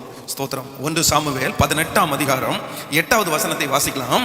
அந்த வார்த்தை 7வது வசனத்திலிருந்து 6ல இருந்து வாசிக்கலாமா? தாவீது பெலிஸ்தியனை கொன்று ஸ்திரீகள் இஸ்ரவேலின் சகல பட்டணங்களிலும் இருந்து ஆடல் பாடலுடன் புறப்பட்டு மேளங்களோடும் கீர்த்த வார்த்தைகளோடும் சந்தோஷமாய் ராஜாவாகிய சவுலுக்கு எதிர்கொண்டு வந்தார்கள். அந்த ஸ்திரீகள் ஆடி பாடுகையில் சவுல் கொன்றது 1000, தாவீது கொன்றது 10,000 என்று முறை முறையாய் பாடினார்கள். அந்த வார்த்தை சவுலுக்கு விசனமாயிருந்தது. அவன் மிகவும் எரிச்சல் அடைந்து, தாவீதுக்கு 10,000 எனக்கோ 1000 கொடுத்தார்கள், இன்னும் ராஜாங்கம் மாத்திரம் அவனுக்கு குறைவாய் இருக்கிறது என்று சொல்லி அந்நாள் முதற்கொண்டு, திரும்ப சொல்லுங்கள், எல்லாரும் சேர்ந்து சொல்லுங்கள், அந்நாள் முதற்கொண்டு சொல்லுங்க. இன்னொரு சில சொல்லுங்க, சத்தமா சொல்லுங்க, எல்லாரும் சேர்ந்து சொல்லுங்க. எந்நாள் முதற்கொண்டு? அந்நாள்னா தாவீது கொன்றது, சவுல் கொன்றது 1000, தாவீது கொன்றது 10,000 என்று சொன்ன பிரசங்கி. 21வது வசனத்தை நம்ம வாசிப்போம். சொல்லப்படும் எல்லா வார்த்தையும் கவனியாதே, கவனித்தால் உன் வேலைக்காரன் உன்னை நிந்திப்பதை கேள்விப்பட வேண்டியதாகும். இன்னொரு விஷயம் கூட வாசிக்கலாம். சொல்லப்படும் எல்லா வார்த்தையும் கவனியாதே, கவனித்தால் உன் வேலைக்காரன் உன்னை நிந்திப்பதை கேள்விப்பட வேண்டியது இருக்கும். ஹல்லேலூயா. இங்க ஒண்ணு சொன்னோம், என்ன வாச்சோம் அப்படின்னா, அந்நாள் முதற்கொண்டு சவுல் அவனை காயும் மகாரமாய் பார்த்தான். நன்றாய் கவனிங்கள் கர்த்தருடைய பிள்ளைகளே. என்னுடைய இந்த சவுலுக்கு கர்த்தர் ஒரு மிகப்பெரிய தரிசனத்தை கர்த்தர் வச்சிருந்தார். ஒரு மிகப்பெரிய ராஜாங்கத்தை ஆண்டவர் வச்சிருந்தார். மிகப்பெரிய ஆளுகிற வல்லமையை கர்த்தர் அவன் மேல வச்சிருந்தார். ஆனா இவன் எந்த இடத்துல தோற்று போனான் தெரியுமா? எந்த இடத்துல தோற்று போனா? சொல்லுங்க, எந்த இடத்துல தோற்று போனா? எல்லாரும் சொல்லுங்க, எல்லாரும் சத்தமா சொல்லுங்க. எங்க தோற்று போனாங்க? அவன் பலன் இல்லைன்னு தோற்று போனான் அவன், இல்லைன்னா அவனுக்கு படை வீரர்கள் இல்லைன்னு அவன் தோற்று போனான். அவனும் கழுகை போல வேகம் கொண்ட அவனுடைய மகனும் சாகிறதற்கு யார் காரணம்? சொல்லுங்க, யார் காரணம்? சத்தமா சொல்லுங்க, யார் காரணங்க? அவனுக்கு விரோதமாய் அந்த ஸ்திரீகள் ஆடி பாடுகிற அந்த வார்த்தையை கவனிச்சது தாங்க காரணம். பக்கத்தில் இருக்கிற கையை பிடிச்சி சொல்லுங்க, எதிரி பேசுற எல்லா வார்த்தையும், மற்றவங்க பேசுற எல்லா வார்த்தையும் கவனிச்சிங்கன்னா உன் லக்க தொலைச்சிருவீங்க, உன் எதிர்காலத்தை தொலைச்சிருவீங்க, உங்க வாழ்க்கையை தொலைச்சிருவீங்க. உங்க பிள்ளைகளுக்கு கற்றுக் கொடுங்கள். ஸ்பெஷலாய் பெண் பிள்ளைகளுக்கு கற்றுக் கொடுங்கள். கேர்ள்ஸுக்கு கண்டிப்பா கற்றுக் கொடுங்க. அதுவும் உங்க பிள்ளைகள் கருப்பா இருப்பார்களே ஆனால் கண்டிப்பா உங்களுக்கு கற்றுக் கொடுங்க. நிச்சயமா உங்களுக்கு கற்றுக் கொடுங்க. உங்க பிள்ளைகளுக்கு அழகு இல்லையா? உங்க பிள்ளைகளுக்கு பல்லு கோணையா இருக்கா? உங்க பிள்ளைங்க பார்க்கிறது போல உருவம் இல்லையா? நிச்சயமாய் ஒவ்வொரு தகப்பனும் தாயும் அவங்கள உட்கார வச்சு அவங்களுக்கு சொல்லி கொடுக்கணும். உங்க பிள்ளைங்க குள்ளமா இருக்காங்களா? குள்ளான்னு கூப்பிடாதீங்க, கற்பாயின்னு கூப்பிடாதீங்க, நோஞ்சான்னு சொல்லாதீங்க அவனை பார்த்து. அது அவங்க மனசை ரொம்ப பாதிக்குங்க. எத்தனையோ வாலிபர்களை நான் சந்தித்த ஒரு இடத்துல பேசியிருக்கிறேன். அதுவும் நிறைய இதுல பெண் பிள்ளைகள் தான் சிக்கப்பட்டிருக்கிறாங்க. அவங்க அழகு இல்லாததுனால அவங்களை குறித்து பேசி பேசி பேசி பேசி அவங்க எதிர்காலமே நாசமாகிவிட்டது. இன்றைக்கு கூட இங்க இருக்கிற நிறைய பேர் கர்த்தர் உங்களை எங்கேயோ கொண்டு போக வேண்டியது, எவ்வளவு பெரிய ஊழியத்தை நீங்கள் செய்ய வேண்டியது, எவ்வளவு பெரிய நல்ல குடும்ப வாழ்க்கை நீங்கள் கட்டி எழுப்ப வேண்டியது. ஆனால் இன்றைக்கு உங்க வாழ்க்கையில எல்லாவற்றையும் நிர்மூலமாக்கி இருக்கிறது என்ன தெரியுமா? யாரோ ஒரு மனுஷன், ஏதோ ஒரு மனுஷன், அந்த மனுஷன் பேசுற வார்த்தையை கேட்டுட்டு திரும்ப திரும்ப அவன் என்ன இப்படி பேசிட்டானே, அவன் என்ன இப்படி பேசிட்டானே, அந்த மனுஷன் இப்படி என்ன பேசிட்டானே, என் கணவனார் இப்படி என்ன பேசிட்டாரே, அதையே நினைச்சு நினைச்சு நினைச்சு நினைச்சு வாழ்க்கையில தன்னுடைய லக்கை இழந்து போன எத்தனையோ பேர் இன்னைக்கு இருக்கிறாங்க. இந்த கூட்டத்தில் யாரோ ஒரு சிலராவது இருப்பீங்க, யாரோ ஒரு சிலர் தான் இருப்பீங்க. அவங்க அன்னைக்கு பேசினதுல இருந்து நான் ஒரு முடிவு எடுத்துட்டேன் பாஸ்டர், அவங்க என்ன சொன்னதுல இருந்து ஒரு முடிவு எடுத்துட்டேன் பாஸ்டர். அதனாலதான் ஆண்டவர் தீர்க்கதரிசியை பார்த்து சொல்றார், நீ மனுஷனுடைய வார்த்தைகளுக்கு என்ன வேண்டாம் சொல்லுங்க, அஞ்சவே வேண்டாங்க. மனுஷனுடைய வார்த்தைக்கு அஞ்ச, மனுஷனுடைய வார்த்தையை கேட்டு அதை யோசிச்சு யோசிச்சு யோசிச்சு யோசிச்சு தன் வாழ்க்கையே நிர்மூலமாக்கி கொண்ட ஒரு வாலிபனை கடந்த நாட்களில் நான் சந்தித்தேன். ஞாயிற்றுக்கிழமை ஆராதனையில் கூட இந்த சகோதரனை சொல்லியிருக்கிறேன், சிஸ்டர் பிரதர் எப்போ வந்தாலும் இங்கே ஒரு பேட்ஜ் இருக்கும் பிரதர், கர்த்தர் நல்லவர் அந்த பேட்ஜ் இருக்கும், ஏசு கைவிடா அப்படின்ற ஒரு பேட்ஜ் இருக்கும். எப்போ போனாலும் பேட்ஜ் இல்லாமல் போக மாட்டார். அவர் ஊழியக்காரரே இல்லை, எனக்கு ஒரு பார்ட் டைமாக வேலை செஞ்சு ஊழியம் செய்கிறாரு. கையில் ஒரு பை இருக்கும், அந்த பைக்குள்ள எப்பவுமே பைபிள் இருக்கும். அந்த பைக்குள்ள எப்பவுமே 10 வாக்குத்தத்தத்தை உள்ள வச்சிருப்பாரு. எங்கிட்ட ஸ்பெஷலா இதற்காகவே வந்து வாக்குத்தத்தத்தை வாங்கிட்டு போவார். பாஸ்டர் நான் பார்க்குறவங்களுக்கு எல்லாம் வாக்குத்தத்தத்தை கொடுக்கணும். அந்த நல்ல மனுஷன் இந்த RSS சேர்ந்து சசிகுமார்ன்ற ஒரு மனுஷனை வந்து வெட்டிட்டாங்க பாருங்களேன். இங்க துடியலூர் பக்கத்தில் வச்சு வெட்டிட்டாங்க. வெட்டுற அன்னைக்கு இங்க எல்லாம் பயங்கரமான கலவரம் இருக்கு. இதுக்கு முன்னாடியே சாஸ்திரி ரோடுக்கு அவர் 1 மாசத்துக்கு முன்னாடியே போகும்போது இந்த பசங்க எல்லாம் கூட்டம் கூடி நின்று, ஏடா டேய் புளிஞ்சிரியா ஆறவன ஒரு நாள் அடிக்கிறேன், சும்மா ஜஸ்ட் விளையாட்டு அப்படி. அவர் ரொம்ப சாதுவா இருக்கிறனால அப்படி சொல்லியிருக்காங்க. இவர் அன்னைக்கு அவர் இறந்துட்டு 2-3 நாட்கள் தாண்டி சாஸ்திரி ரோடு வழியா நடக்கும்போது ஒரு கூட்டம் வந்து அப்படி பேசிட்டு இருக்கும்போது இவர் பைபிளை கொண்டு போகும்போது ஒருத்தன் மட்டும் அவனை திரும்பி பார்த்து என்ன சொல்லிட்டான் அப்படின்னு கேட்டா, டேய் பார்த்தல அடுத்து ஒன்னதான். சும்மா ஒருத்தன் பேசுவான், 4 பேர் சிரிப்பான். ஒருத்தன் பேசுவான், இவரை வெட்டுறதுக்கு இவர் பெரிய ஆளும், இவர் பெரிய ஃபேமஸான ஆளும் கிடையாது. ஆனா அவனுவ பேசின வார்த்தை அவர் மனசுல கருக்குன்னு பட்டுச்சு. வெட்டிடுவானுளோ. நீ வீட்டுக்கு போனாரு, தூங்கல, என்ன வெட்டிடுவாங்களோ. அந்த சாஸ்திரி ரோடுக்கு போறதை கட் பண்ணிட்டாரு, என்ன வெட்டிடுவாங்களோ. எங்கேயுமே போக முடியல அவரால். ஒரு மரண பயம், என்னை கொல்ல போறாங்க, என்னை கொன்றுவாங்க, என்னை வெட்டுறாங்க, என்னை வெட்டுறதுக்கு ஆள் திட்டம் போட்டாங்க, பசங்க ரெடி ஆயிட்டாங்க, கத்தியை வச்சிருக்காங்க, என் வீட்டுக்கு வர போறாங்க. பேசி இங்க கூட்டிட்டு வந்தாங்க பாருங்க. என் பக்கத்துல உட்காந்து, பிரதர் உட்காருங்க பிரதர், என் பக்கத்துல உட்காருங்கன்னு சொல்றாரு. 2 நிமிஷம் உட்காந்துட்டு திரும்ப எழும்பி என் பக்கத்துல என் பின்னாடி வந்து கை அப்படி கொஞ்சம் பயந்துட்டு, பாஸ்டர் பாதுகாப்பு கொடுங்க பாஸ்டர், என்ன கொண்டுருவாங்க போல தெரியுது பாஸ்டர், பயமா இருக்கு பாஸ்டர். பிரதர் ஒண்ணுமே இல்ல பிரதர், உங்களை ஒண்ணும் செய்ய மாட்டாங்க. நான் பாருங்க பிரதர், ஊழியம் செய்யறேன் பிரதர், இத்தனை பிரச்சனை இருக்கு, இவ்வளவு போராட்டம் இருக்கு, ஒண்ணுமே செய்யல பிரதர். நீங்க ஏன் பிரதர் மனுஷனுக்கு பயப்படுறீங்க? கர்த்தர் உங்களுக்கு பாதுகாப்பா இருக்கிற பிரதர். இல்ல பாஸ்டர் பயமா இருக்கு பாஸ்டர், எனக்கு பயமா இருக்கு. கர்த்தருடைய பிள்ளைகளை 2 மணி நேரம் அவரோட போராடினேன் பிரதர். இல்ல பிரதர் இல்ல, அவரை மாற்றவே முடியலங்க. இன்றைக்கும் அவருடைய வீட்டில் படுத்து கிடக்கிறார், ஒரு அனாதையை போல படுத்து கிடக்கிறார், மோசமான சூழ்நிலையில படுத்து கிடக்கிறார். அவரை எழுப்ப யாராலும் முடியல. இங்க இருக்கிற உங்களுக்கு ஒரு எச்சரிப்பு கொடுக்குறேன். மனுஷனுடைய வார்த்தையை சிலதை காதுல கேட்டு உங்களை கெட்டவன் பேசினாங்களா, உங்களை அசுத்தவன் மனுஷன் பேசினாங்களா, உங்களை தீயவன் பேசினாங்களா, நீங்க கண்டுக்காதீங்க.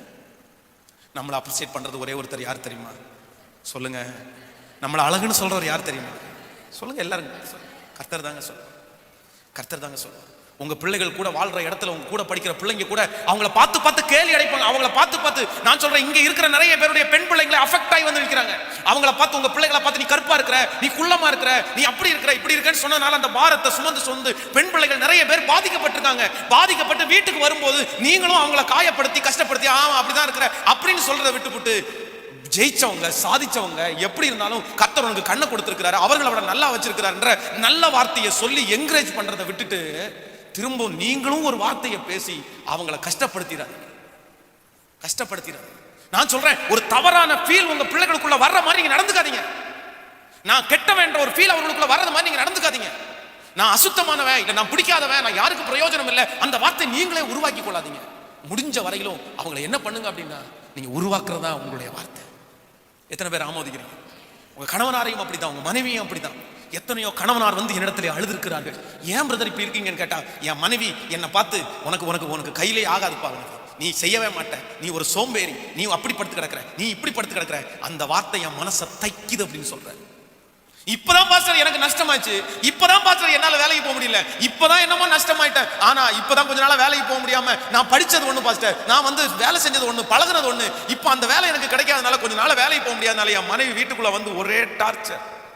என்ன அப்படி பேசுறாங்க, எனக்கு ஜீவன் போகிற மாதிரி பேசுறாங்க, எனக்கு ஹெல்ப் பண்ணுங்கன்னு சொல்ற எத்தனையோ கணவனார் எங்கிட்ட வந்து பேசியிருக்கிறாங்க. எத்தனையோ மனைவி என்னிடத்துல வந்து சொல்லியிருக்காங்க, பாஸ்டர் என் கணவனார் என்ன ரொம்ப வருத்தப்படுத்துறாரு, என்ன ஏதோ ஒரு வார்த்தையை வச்சுட்டு பேசிட்டே இருக்கிறார். கர்த்தருடைய பிள்ளைகளை, உங்க வார்த்தை ஒருத்தரையும் உடைச்சிடக்கூடாது. உங்க வார்த்தை நிறைய பேரை கட்டி எழுப்புற வார்த்தையா அமையணும். எத்தனை பேர் ஆமோதிக்கிறீங்க? கைகளை உயர்த்தி சொல்லுங்க பார்க்கலாம். ஆண்டவரே, என் வார்த்தை யாரையும் சொல்லுங்க, சத்தத்தை உயர்த்தி சொல்லுங்க. என் வார்த்தை யாரையும் காயப்படுத்தக்கூடாது.